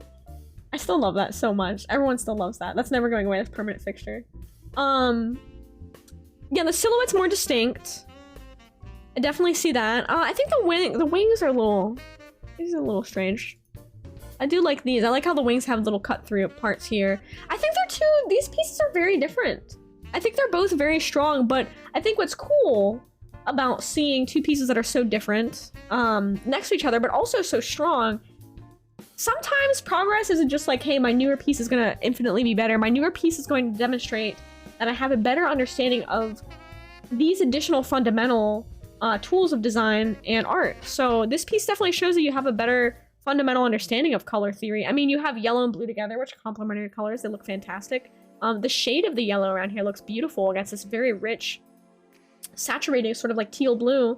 I like the eye having this sort of like lighter teal against the more saturated background. Looks fantastic. The shapes and forms within the body of the goop look really nice as well. And in this one, you know, you have a really nice like kind of overall form of the character, but I don't think the colors are as strong in this piece, you know? I really love this. It's wonderful. Your vegan chicken on a sugarcane bone. Wow, I've never... Did you make those? I've never tried anything like that. That sounds hard to make. Soulsabi, incredible work. Incredible work. Thank you so much for sharing. Oh my gosh, Fred! Hello! Thank you so much for the raid! Welcome on in! Welcome, friends! Oh, you joined us at a wonderful time. We're having our community art showcase. So, we are showcasing work from members of the community. This is by Soulsabi, and our theme this week is showing off a redraw. So basically this is an older piece, and then this is a recreation of the same piece, newer. So we did this for the new year to kind of show like, hey, how have people improved? How is everyone doing? All that good stuff, you know? Absolutely, of course, of course. I appreciate you sharing your work with us. It's incredible. Hey, what's up? Also, everyone here, if you do not know Frederick Fox, you gotta go check out his heckin' channel. Wait, hold on a second. Alright, I just hit enter too soon. Incredible animator, incredible artist, incredible all-around person. Super, super wonderful heckin' me. How you doing? How was your stream? How was your stream today? How, were you working on your show? Were you working on... Yeah, you're doing your art stuff today? Oh, that's awesome! I know sometimes you do gaming streams, and I love when you do gaming. When you play, like, Valheim and stuff, it's very cool. I've been wanting to get back into Valheim. I heard they added magic to it. It looks really cool. Doing good? Hell yeah, dude! I'm glad you're doing good! Welcome, welcome! Everyone, if you're new here, my name is Sky. Nice to meet you. I'm an artist, and I also like to play weird indie games and retro games. Welcome to the stream. You're gonna write applications for school? Sad. Why is that sad? That's a good thing. Valheim School of Notarius is tough. Yeah, I need to play that. I haven't played it for a really long time. Hey B-Fox! Nice to see you back! Hello! Welcome on in! We're doing community art showcase. These are a few pieces we showed tonight. This is a huge improvement of this piece here. We have this piece here, and then the newer version here. So this is cool. I like to get to see how people improve. Yeah, we're doing community art stuff. We do this every week, and it's a cool way to kind of show off like our community members' artwork and also engage in like a constructive and positive group critique environment for everybody. Welcome on in, y'all. Welcome, welcome. I like it. I think it's really important to have these kind of things in the art community so that we all know how to talk about art and like help each other, elevate each other, improve, and all that good stuff. All right, next piece by Orastasia. 2020 versus 2022. Critique welcome. Okay. First one's a doodle. Let's see. So this is the first one. This is from 2020. Oh my god, that's cute. The face is so cute. Hey, welcome back! It's driving me crazy I can't pet you. Soon you will be able to. I'll fix that. Don't worry. I'll fix it. First one's a doodle. I drew halfway into a bad art block and gave up on frustration, so I decided to give it another chance and start over. Oh my god. Get ready for this glow up. Alright. Wow. That is a huge glow up. Huge. By the way, Orastasia is the artist who did the incredible Chad Rack art. It looks so good. This is an incredible glow up. Like, mega glow up. It looks like the first one. Oh no, this is all digital too. Okay. I thought this one might be traditional and then scanned in. Okay, so right away, I'm seeing a couple of huge improvements. First off, the pumpkin. The pumpkin's a massive improvement in the second piece over the first piece, where the shapes and forms are just like a little... It looks like it's a pumpkin, but it's not. We didn't quite get there with the shapes, right? It's like a lot of ovals kind of overlap. But the second one, that's a very beautiful pumpkin. Wait, I didn't skip one, did I? I'm trying to scroll up. Where's Jax? Didn't Jax submit one? Or is yours down? Oh yeah, yours is next. Okay, cool. Awesome. Yeah, first one looks like eggs. Yeah, the pose and composition, yeah, has way more motion to it. Yeah, that's the second thing, is like the pose. And the composition is so much better. It's so good. And also, another huge thing, huge improvement in the understanding of color, and color theory, and how the color is used here. So in here, the colors are sort of, it looks a little bit like the color choices are, this is skin tone, this is the hair tone, this is the background color. We do have the background color that contrasts with the orange, which is nice. It does look flat though. Yeah, exactly. It looks a little bit flat. The second one though, look at this. It's gorgeous. We have this beautiful like kind of light green color that works really well with the leaves and the orange. The colors they're like a little desaturated, which looks really nice and lends to that sort of like fall sort of whimsy. Hi Gorsh, nice to see you. How you doing? Yeah, there's so much depth. There's so many highlights added. I love the mouth, how the mouth is drawn, how the face is drawn, looks fantastic. I love how you drew the eyes here. It's a huge glow up. It looks so much better. It's so incredible. Okay, some of the things I really like, and I do these as well, when I color lines, I like how you colored the lines of the eyes to show that they're behind the hair. I do that as well in my work, and I think it looks fantastic because I like that it shows that the eyes are sort of still there behind the hair. Kind of has that cool little anime thing that they do in anime, you know? Yeah, I love that. I love that look. Where like in anime, the eyes are like colored behind the hair. I love that. Yeah, definitely keep the fall color. It absolutely nailed the fall color vibe. I love how you drew the eyes as well. It's so, so cute. And the mouth is so cute. I love the little nose as well. It's awesome. This is just so lovely. You did such an amazing job with it. The color lines look great. So where, on areas of improvement, how would I take this further? I think your sense of posing is very strong. I really like that. The sense of posing and perspective is really, really good. Let me make sure I'm all the way here. Oh, my music's too low.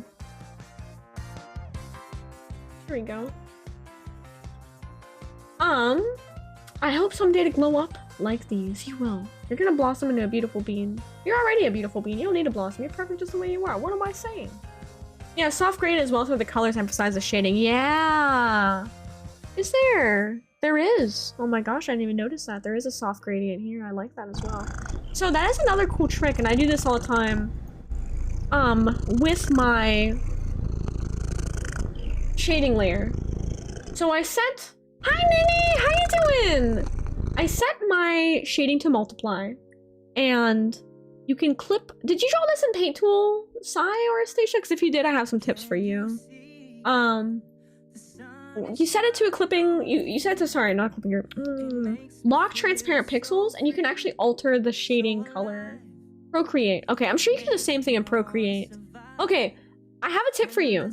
This is a technical thing. This is not really a critique on your art or any of your choices that you made. However, so what I notice is that some of the areas of the colored lines showed the black fill underneath. So it looks like, did you do like a black fill layer underneath to kind of fill in gaps?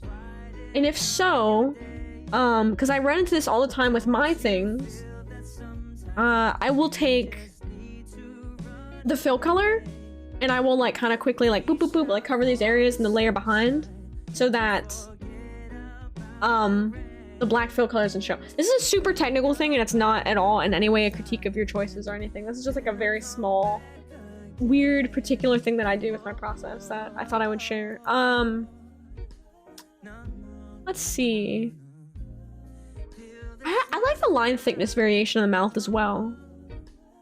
Okay, the fabric folds is a good base to understand, but there's a room to improvement on the fold clothes under specific situations. Yeah, you know, that's a good point. I think it's actually right here is where I would see that, the fabric fold. I think I did. It's a good idea. Yeah, yeah, and I can, you want me to show you really quickly? I can give you an idea of what I do with it. Let me open up something I did recently just to give you an idea. Clear.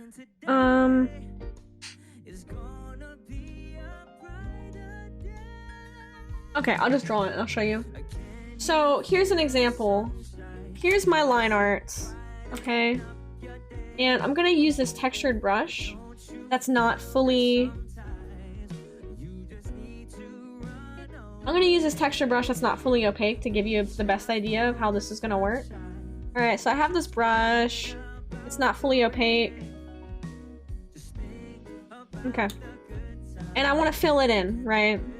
So the first thing I do is I'm gonna set it as a thing. I'm gonna add my paint bucket fill. You know. Okay, so we have our colors. And now I'm gonna paint the line color, which is kind of the process that you're using, I'm assuming, right? Or paint a line color in certain lines. Okay. Now, I take my magic wand, I select it, I invert the selection, make a new layer, pop it underneath, and I'm taking a black paint bucket fill and I'm filling it. And you see how I'm getting that black fill. The reason you're getting that is because your brush isn't fully opaque and has texture. So, what I'm gonna do is I'm gonna take that green color and on that back paint fill layer, I'm just gonna kind of put it on areas where I colored the lines, and it helps clean that up quite a lot, right? So you still show that brush texture that you want to show, but it's not gonna look as weird, right? So anyway, that's that technique, just to show that to you guys really quickly to demo it. So for the I'm gonna take this into so I can show this to you. For the clothes, all right, I wanna show you guys clothes demo too.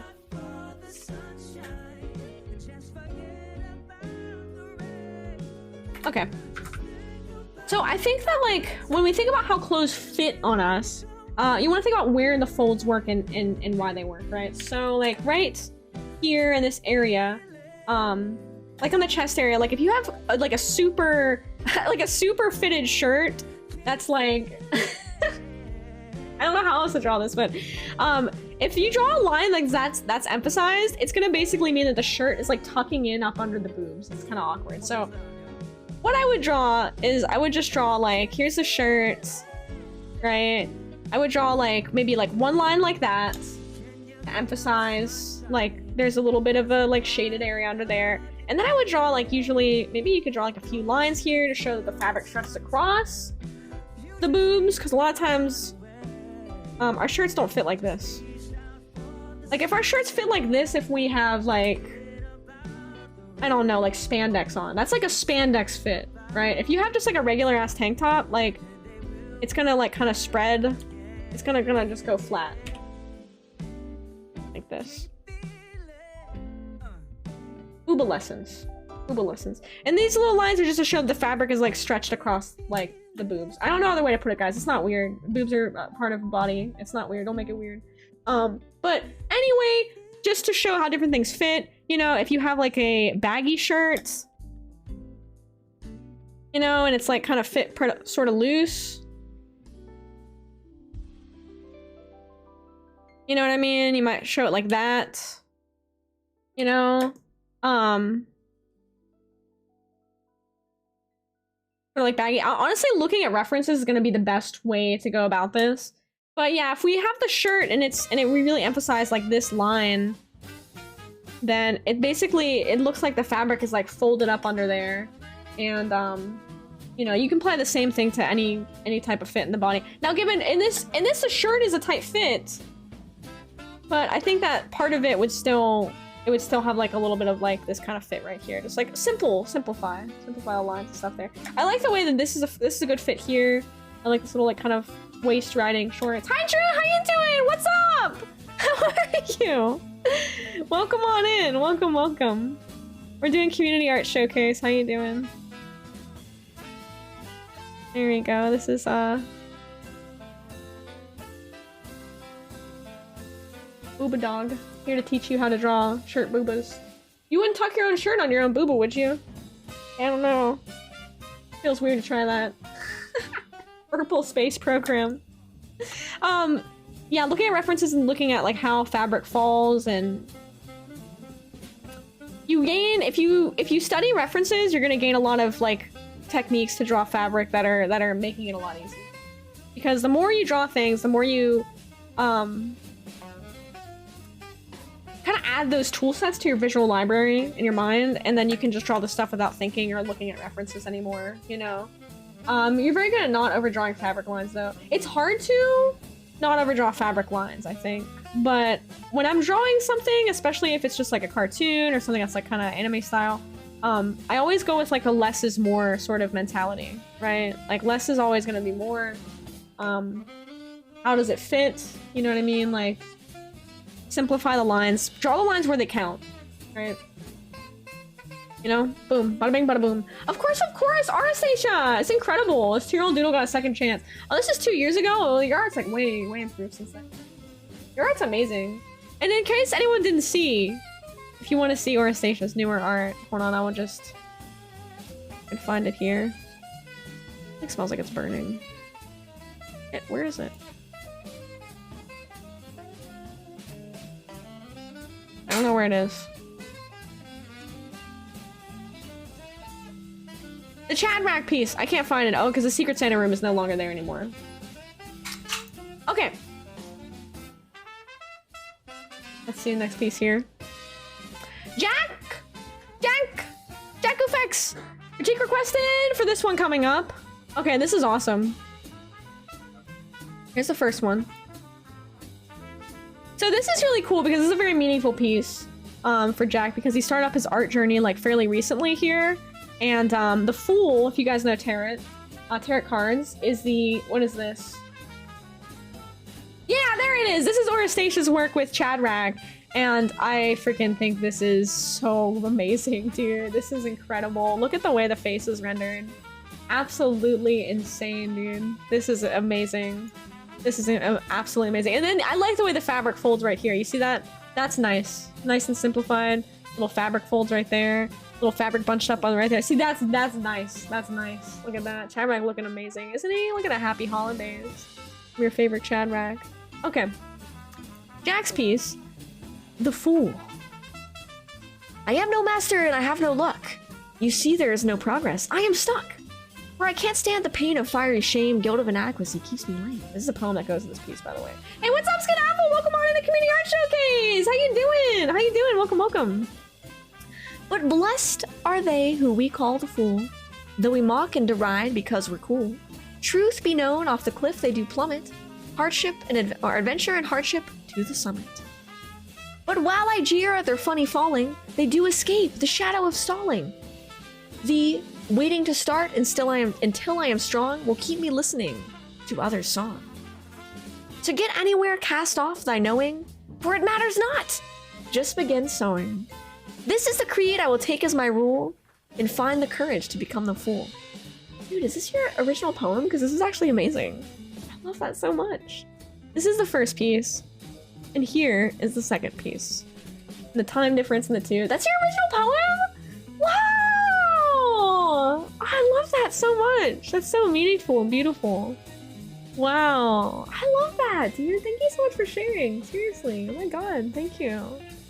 That's such a beautiful lesson too, right? A lot of us, a lot of times, we don't want to start something. We're afraid to start our journey. We're afraid to begin, you know? Yeah, snaps fingers. Because like, you think, oh, I'm too cool to try this, or oh, like, I'm gonna wait until I get better to start this thing, or I don't want to start it yet. Sometimes you just have to jump into something. You have to not be afraid of failure, and that is what the Fool emphasizes. That's beautiful. The first piece is May 2022, right here. And the second piece is December 2022. Massive, massive improvement. The homie can draw and rhyme. I know, right? Like, damn, dude. Save some talent for the rest of us, dude. Like, damn. Like, alright, poetry? Hey, maybe we need to have a stream poetry slam sometime. I think that would be really cool. I would love to have a little, like, poetry slam. That would be awesome. That would be really cool. I love that. Huge, huge, huge improvement. Wow. And also, I love this, like... So you see this in both. You see the shadow, and it looks like the shadow almost of self-doubt. Right here. You know what I mean? And the Fool is just sort of... I think the expression in this one is absolutely stellar. And I think the style of this one... Music is too loud. I think the style of this one really... Casino Night, too. Really, like, kind of grasps that style that, like, the original, like, Rider-Waite tarot cards have, you know? It's very, like, symbolic. It's very focused on imagery and symbolism, and, like, I don't know, I love this so much, dude. I would love... You know what, Jack? I think it would be a cool project for you. I don't know if you thought about this, but it would be cool to see you tackle the tarot and do drawings of the major arcana. I think that would be really interesting to see as a little gambit, a challenge gambit for you, you know? I think that would be really cool. But the added use of colored pencils, obviously this is just drawn on line paper. The change of like line paper to the sort of tinted sketch paper here, you know? Yeah, the Pamela Coleman Smith set was a base, incredible. I love it. Also, once again, I love how you do these little fur strokes here. I think that looks phenomenal. And it really reminds me of like Japanese ink work, you know? Also, Skyapple, how you doing today? What's up? What's up? What's up? What's up? It's nice to see you. How are you? I love the thicker lines around the outside. Did you do any post editing digitally, or is this all traditional? It looks like the lines are a little different color here. This is so cool.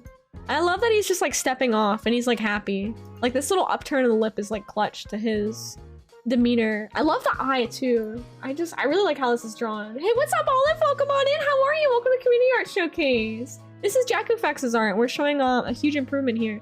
Like, in this one here, you have this idea that you want to go for, right? A little bit of contrast and sharpness, a picture under the phone. Right on, right on. Sometimes you need to do that a little bit, especially if you take a photo with it, for sure. Hello, Al! Welcome on in. Thank you so much for the follow. Welcome to the Rack Pack friend. By the way, if you're new here and you ever want to, take part in one of these community art showcases, everyone is of course invited to.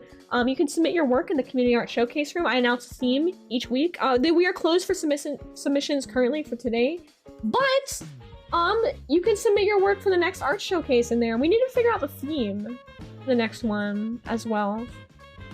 This is just incredible. I have some ideas for the theme. I might just go ahead and like pick one for y'all. I love the lettering too that you did here and how you layered it like a tarot card. Okay, so critique. What do y'all think? What are we thinking? I know, I like the sideways face. It's stylish. It does have a cool energy. I really like it a lot.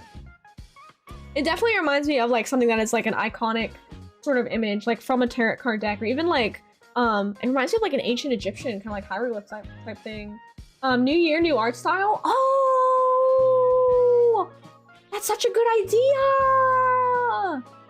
New year, new skill. Try something new. I like that. New year, new art style. We could do new art style. I think that's a great idea. Your mind's a dark place. What? Thorn. Get your mind out of dark place. Get some light in that noggin of yours. All right. Critiques. First critique. And I don't know how to help you with this necessarily. Hello, Olive. Welcome into the Red Packet. Thank you so much for the follow. Welcome and nice to meet you, friend. Welcome. I'm Sky, by the way, if you're new here. Nice to meet you all.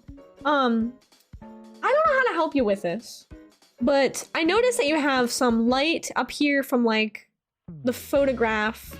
I'm also not the best at photographing my traditional art, but I have seen some people photograph their traditional art where they like frame it with pencils around it and they make it like kind of this whole thing. You know what I mean? A scanner as a whole is another thing as well. You're welcome to use our scanner. We have one, but it's not very good. It's not like, it's just like a scanner combo printer thing, so it doesn't have like a super good scanner. But I think the photographing it with stuff, I don't know what I would search to find that. Yeah, everyone in the chat know what I'm talking about, where they like they showed the whole sketchbook page, and then they show pencils and like get some like, I don't know.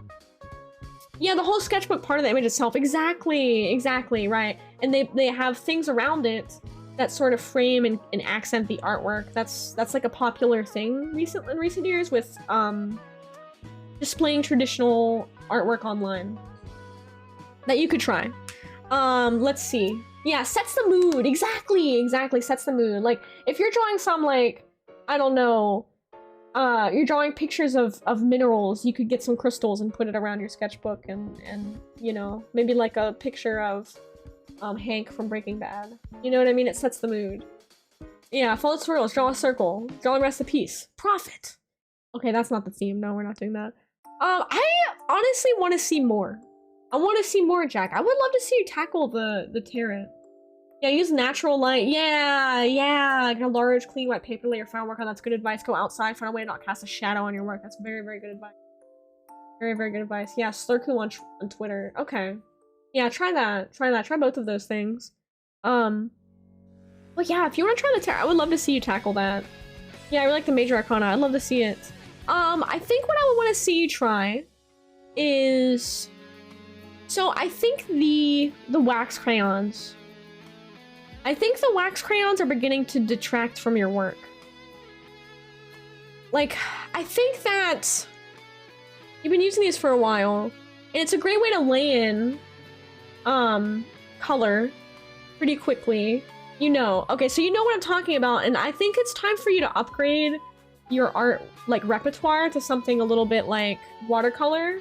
I think you gotta do it, dude. I think you gotta do it, man. Because I think you're at that level.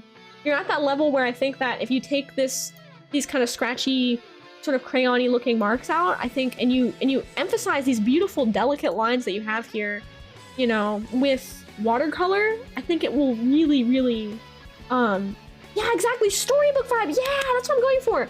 Like, I think it will emphasize that sort of, like, story that you're telling with your work, the narrative, right? I think it will really improve it, so... I implore you to ditch the wax crayons and give watercolor a try. Watercolor. I think you'll be quite impressed. I do say so myself. Watercolor can be quite nice. Quite beautiful. Quite delicate. Delicate. Thank you, as always, for sharing your work. Looking at your pieces and your improvement each week is, it's a highlight of these streams for me, honestly. I love it. I love it. Next piece will be Water AF. I love it. Sky is Foghorn Leghorn. Well, Brad, it's quite nice to see you here tonight. Hello. Welcome on in. Watercolor, I didn't say it. Yeah, I did. Watercolor to create a base and then move the pencil crayons for examples. Ah, for details. You could experiment it, exactly. You could experiment. I just think using the pencil crayons to color a large area of color like this it's working against you. Another thing you could do with these is practicing how heavy your hand is on your paper. Because this is pretty heavy-handed and the scratch marks are pretty like in different angles and stuff. You can try doing more consistent like lines with the wax crayons, you know? Scott will participate in a duel after the stream. Alright, let's go to the next one. By Zed! Let's not continue.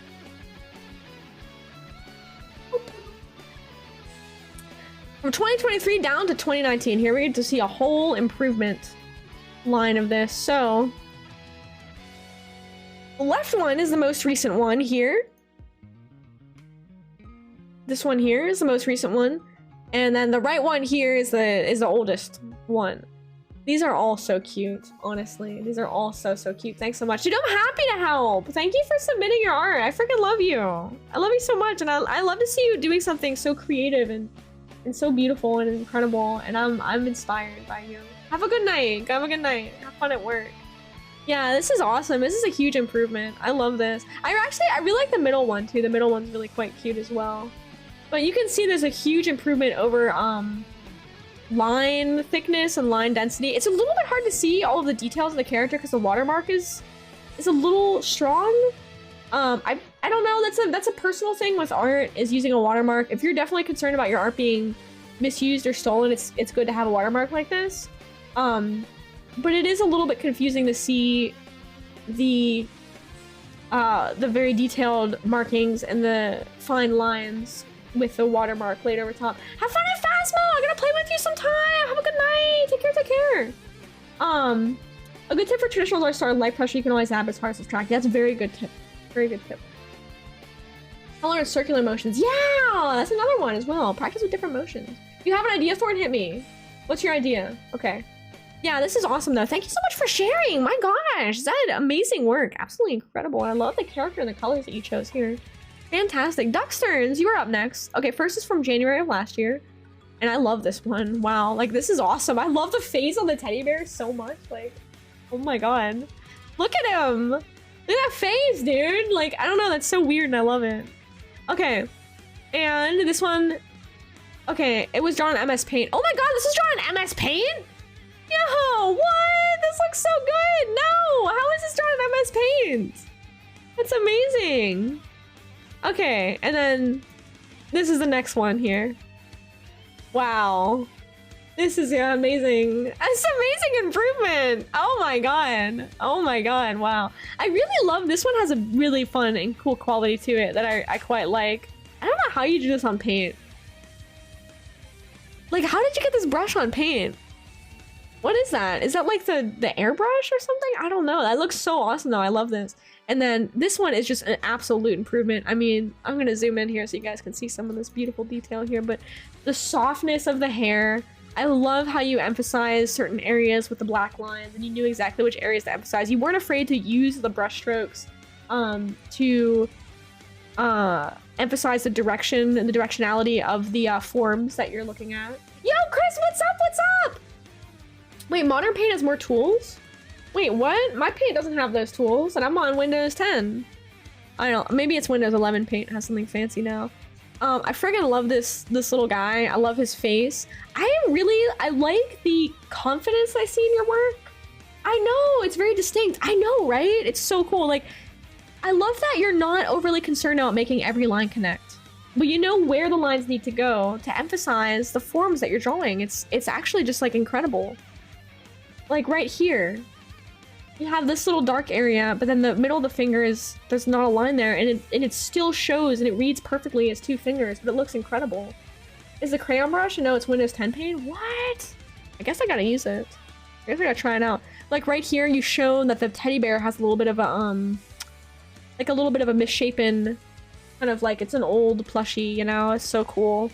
Like I love how this is shown here. Oh god, I don't know if I have any critiques for this. This is incredible. The direction of the shines and stuff and the shades show how the fur goes and where it folds. It looks just phenomenal. Yeah, not cutting the lines. It does make it softer. You know, I gotta try that sometime with my work. My work's pretty harsh. I have like a pretty harsh comic book kind of heavy line style going on, and I really like this sort of soft look a lot. It's beautiful. Yeah, shout out to folks in High Guys with hair. I love that fluffy look. Me too! I know, it's so good. I love that. Next, our showcase prompt, we're using a preset canvas and building a piece around the canvas. Oh, that's an interesting idea. That would be hard for folks who do traditional to, what is this? That would be hard for traditional folks to join. No, stop. Here we go.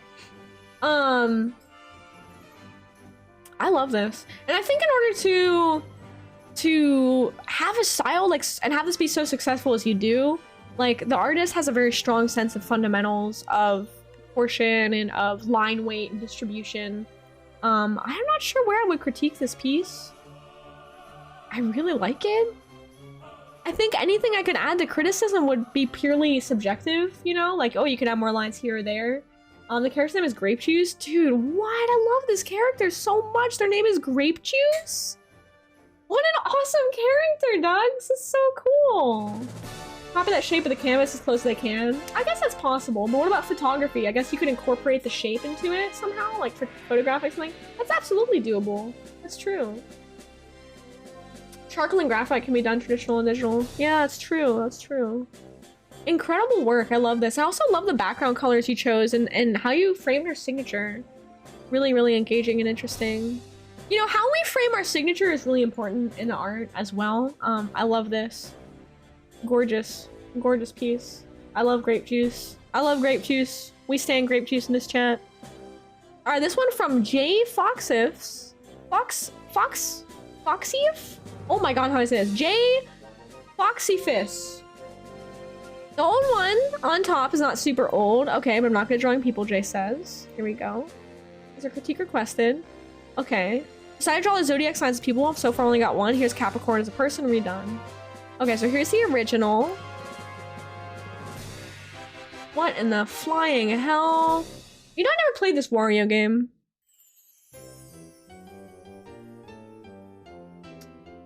I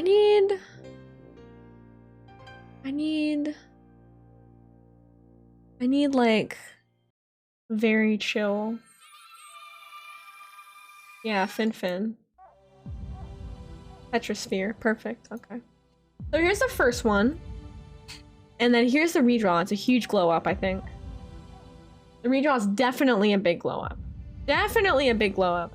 So what I'm looking at here, I think both of these pieces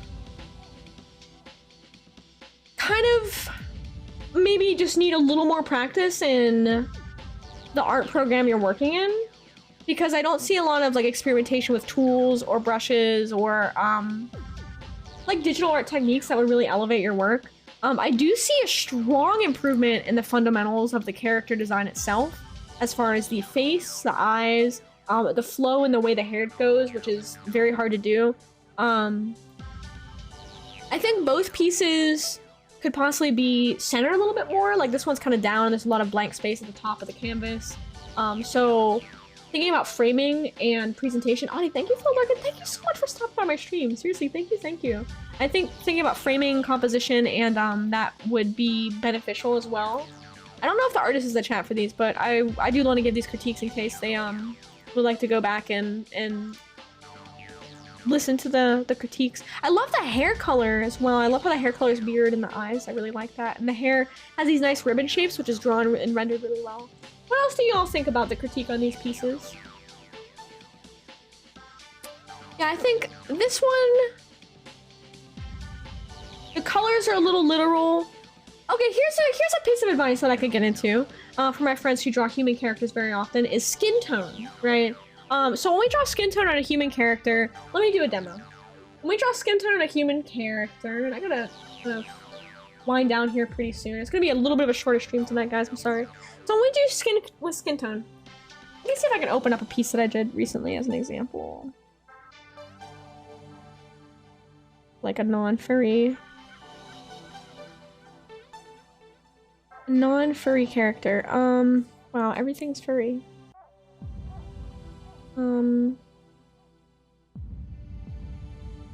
Okay. Here's one.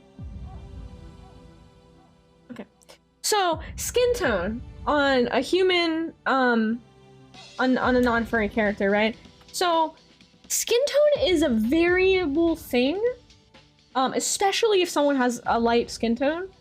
You know, our skin is gonna be, not all one color. Like, it's gonna be slightly different in certain areas. For example, if you are very, very pale like I am, you might even see, like, you know, some areas might be a little more red. Some areas you might even see, like, veins going through, you know, because, like, I have such a very pale, like, complexion. And so when we have someone who's, like, of lighter in complexion, like, I like to emphasize the skin tone difference. So if I take, like, a eyedropper tool, you'll notice that I made the cheeks a little bit more rosy and flustered. Whereas right here, it's a little bit more desaturated.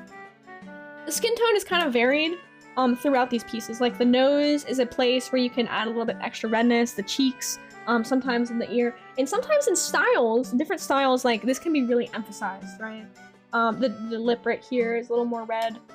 Like in Animal Crossing style, in some animes, they make the nose completely red to show that it has a difference in complexion.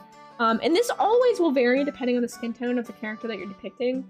Let me get another example for you. But this variation, even though it's slight, will help emphasize the difference in the skin tones and will create a more, I don't know, like a more engaging and a more natural looking, rather than just like having one color and you just paint bucket fill the whole face.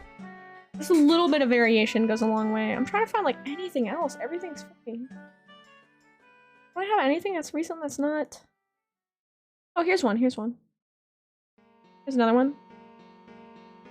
And this one has like shading on it and stuff too, but you can see like a little bit of blush in the cheeks, you know, a little bit of highlighting there. So the skin tone varies a little bit, you know what I mean, from here and there. A little bit variable. I'm trying to find like a darker tone in color piece that I can find here. I thought I drew one pretty recently. Oh yeah, Raylan, but I think this one's flat color. Yeah, this one's mostly flat color, but you can see the shading and stuff here is a little bit of a variable. Yeah, some blush on the cheeks, exactly to show that variation. Yeah. Hi Aisha, how you doing? Yeah, a little bit of blush on the cheeks, you know. Another one. This one has a like sort of a lighter skin tone, but I still had just a little bit of very subtle blush in the cheeks, a little bit of subtle blush in the ear tips, even the fingertips. Very, very subtle change in the palette there, just so it's not all one singular tone. And that can go a long way in your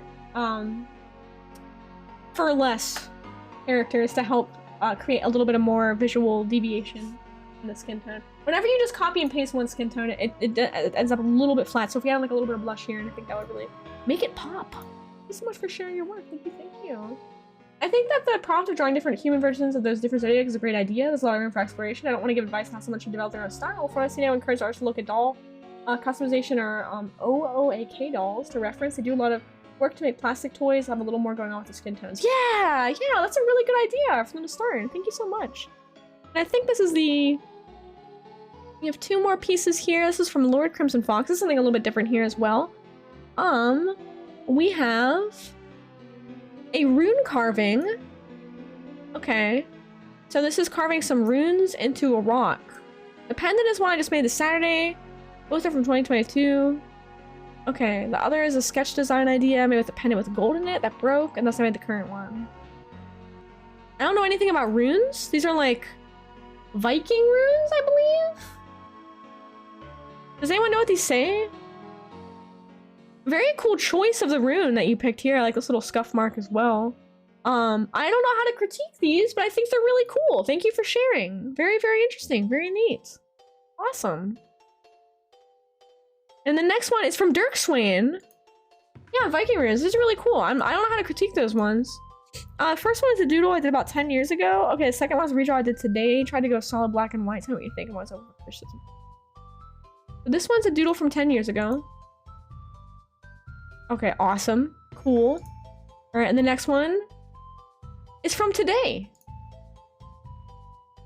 Oh, that's a massive improvement. Hey, what's up, Woldex? Nice to see you back. How are you? Oh, it's a massive improvement. Oh, hiccups, excuse me. Black Spider Fortune. Those are so cool. Crimson, seriously, I love these. These are really awesome. Really, really cool. It's cool stuff. That's cool stuff.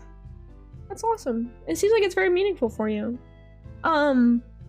This is really cool. So I like how you pushed the sort of like lines, the flowing lines, sort of theme that you went, even this old drawing from 10 years ago. And this one still has that sort of like, it has sort of, like, I guess like a tattoo sort of feel with these like kind of inky flowing lines around the character and the kind of sort of shape in a heart. I like the patterns that they form here and how it's sort of organic, but at the same time, it's very visually engaging. Yeah, the line weight variation is beautiful in this. I really like that. I think it creates a really interesting thing. I think my critique would fall under, I would want to see more complex designs. I think some areas of this piece are very complex and very weighted, and then some areas have less complexity, which draws weird amounts of attention to them, like in the skirt here. This is a little bit so different than the other areas. Like if you had a whole piece sort of with this, I think it would be very interesting and like visually engaging, right? Of course, oh, the gold is your grandma's and great grandpa's gold teeth. Wow, which watch bezels you mentioned now. Wow, that's so cool. You posted me as a Discord right on. Thank you for sharing, Fox. Thank you so much, oh. Thanks for sharing. It's like so personal with the stream. Monkey. So I think, hey, what's up, Mal? How you doing? I think what I would give advice for this one, for Dirk. Hi, Dirk.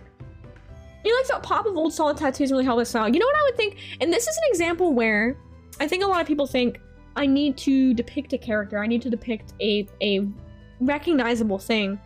I think the strongest part of this piece is in this sort of strange little character that's almost hard to depict, hard to see what it is, and I kind of like that about it. And also in these patterns in the heart up here.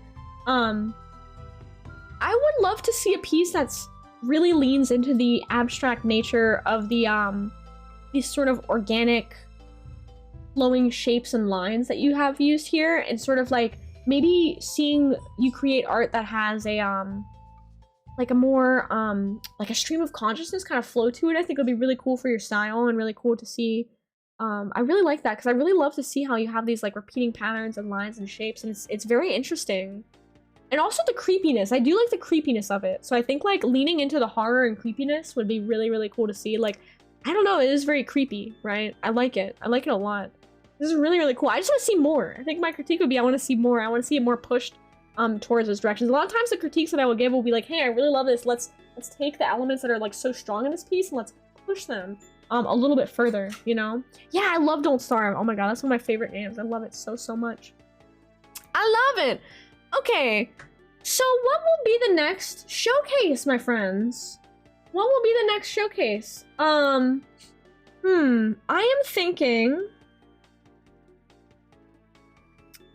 am thinking the next showcase theme. I like the New Year, New Style theme. What do you all think? New Year, New Style. I think that would be really cool. Neon? That would be a cool one too. I think New Year, New Style would work really well with, like what... I've been wanting to do that. You know, Manatee's been wanting to do that for a while. I would like to see it. You want to go neon? But I think that feels like a little limiting, especially for people who are not focusing color work. Like, for example, like Dirk's thing. Yeah, I think it would be a good follow-up to this one. Yeah, let's do that. Let's do this theme will be, you know, next theme will be New Year.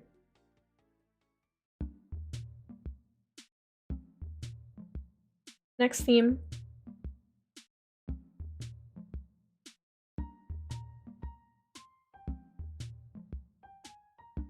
So the next theme is New Year, New Style.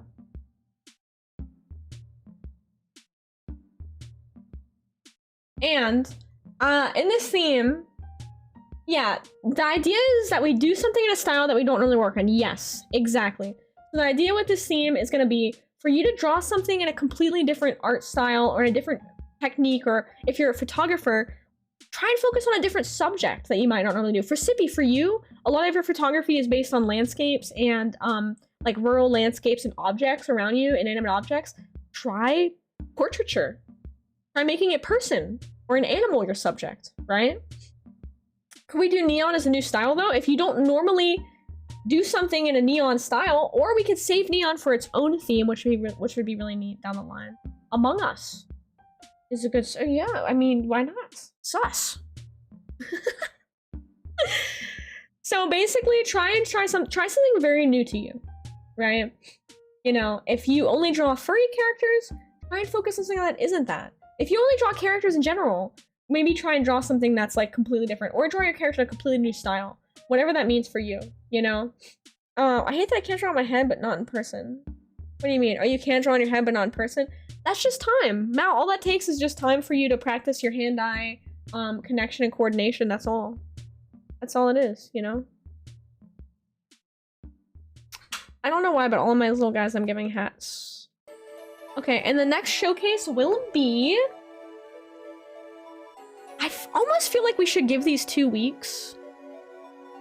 Do you want to give it 2 weeks, or do you want to do every week again? I'm actually considering if we do the showcase for the 22nd, if we give it 2 weeks time, then next Sunday I might actually do as an open tutorial stream where I can demo certain techniques and people can come in and ask questions about how I draw certain things. We can kind of have like another learning educational stream then. Yeah, personally like 2 weeks. Yeah, I think let's do 2 weeks. Let's do that. I think that felt pretty good. Hey, Bowie, nice to see you. How are you? 122.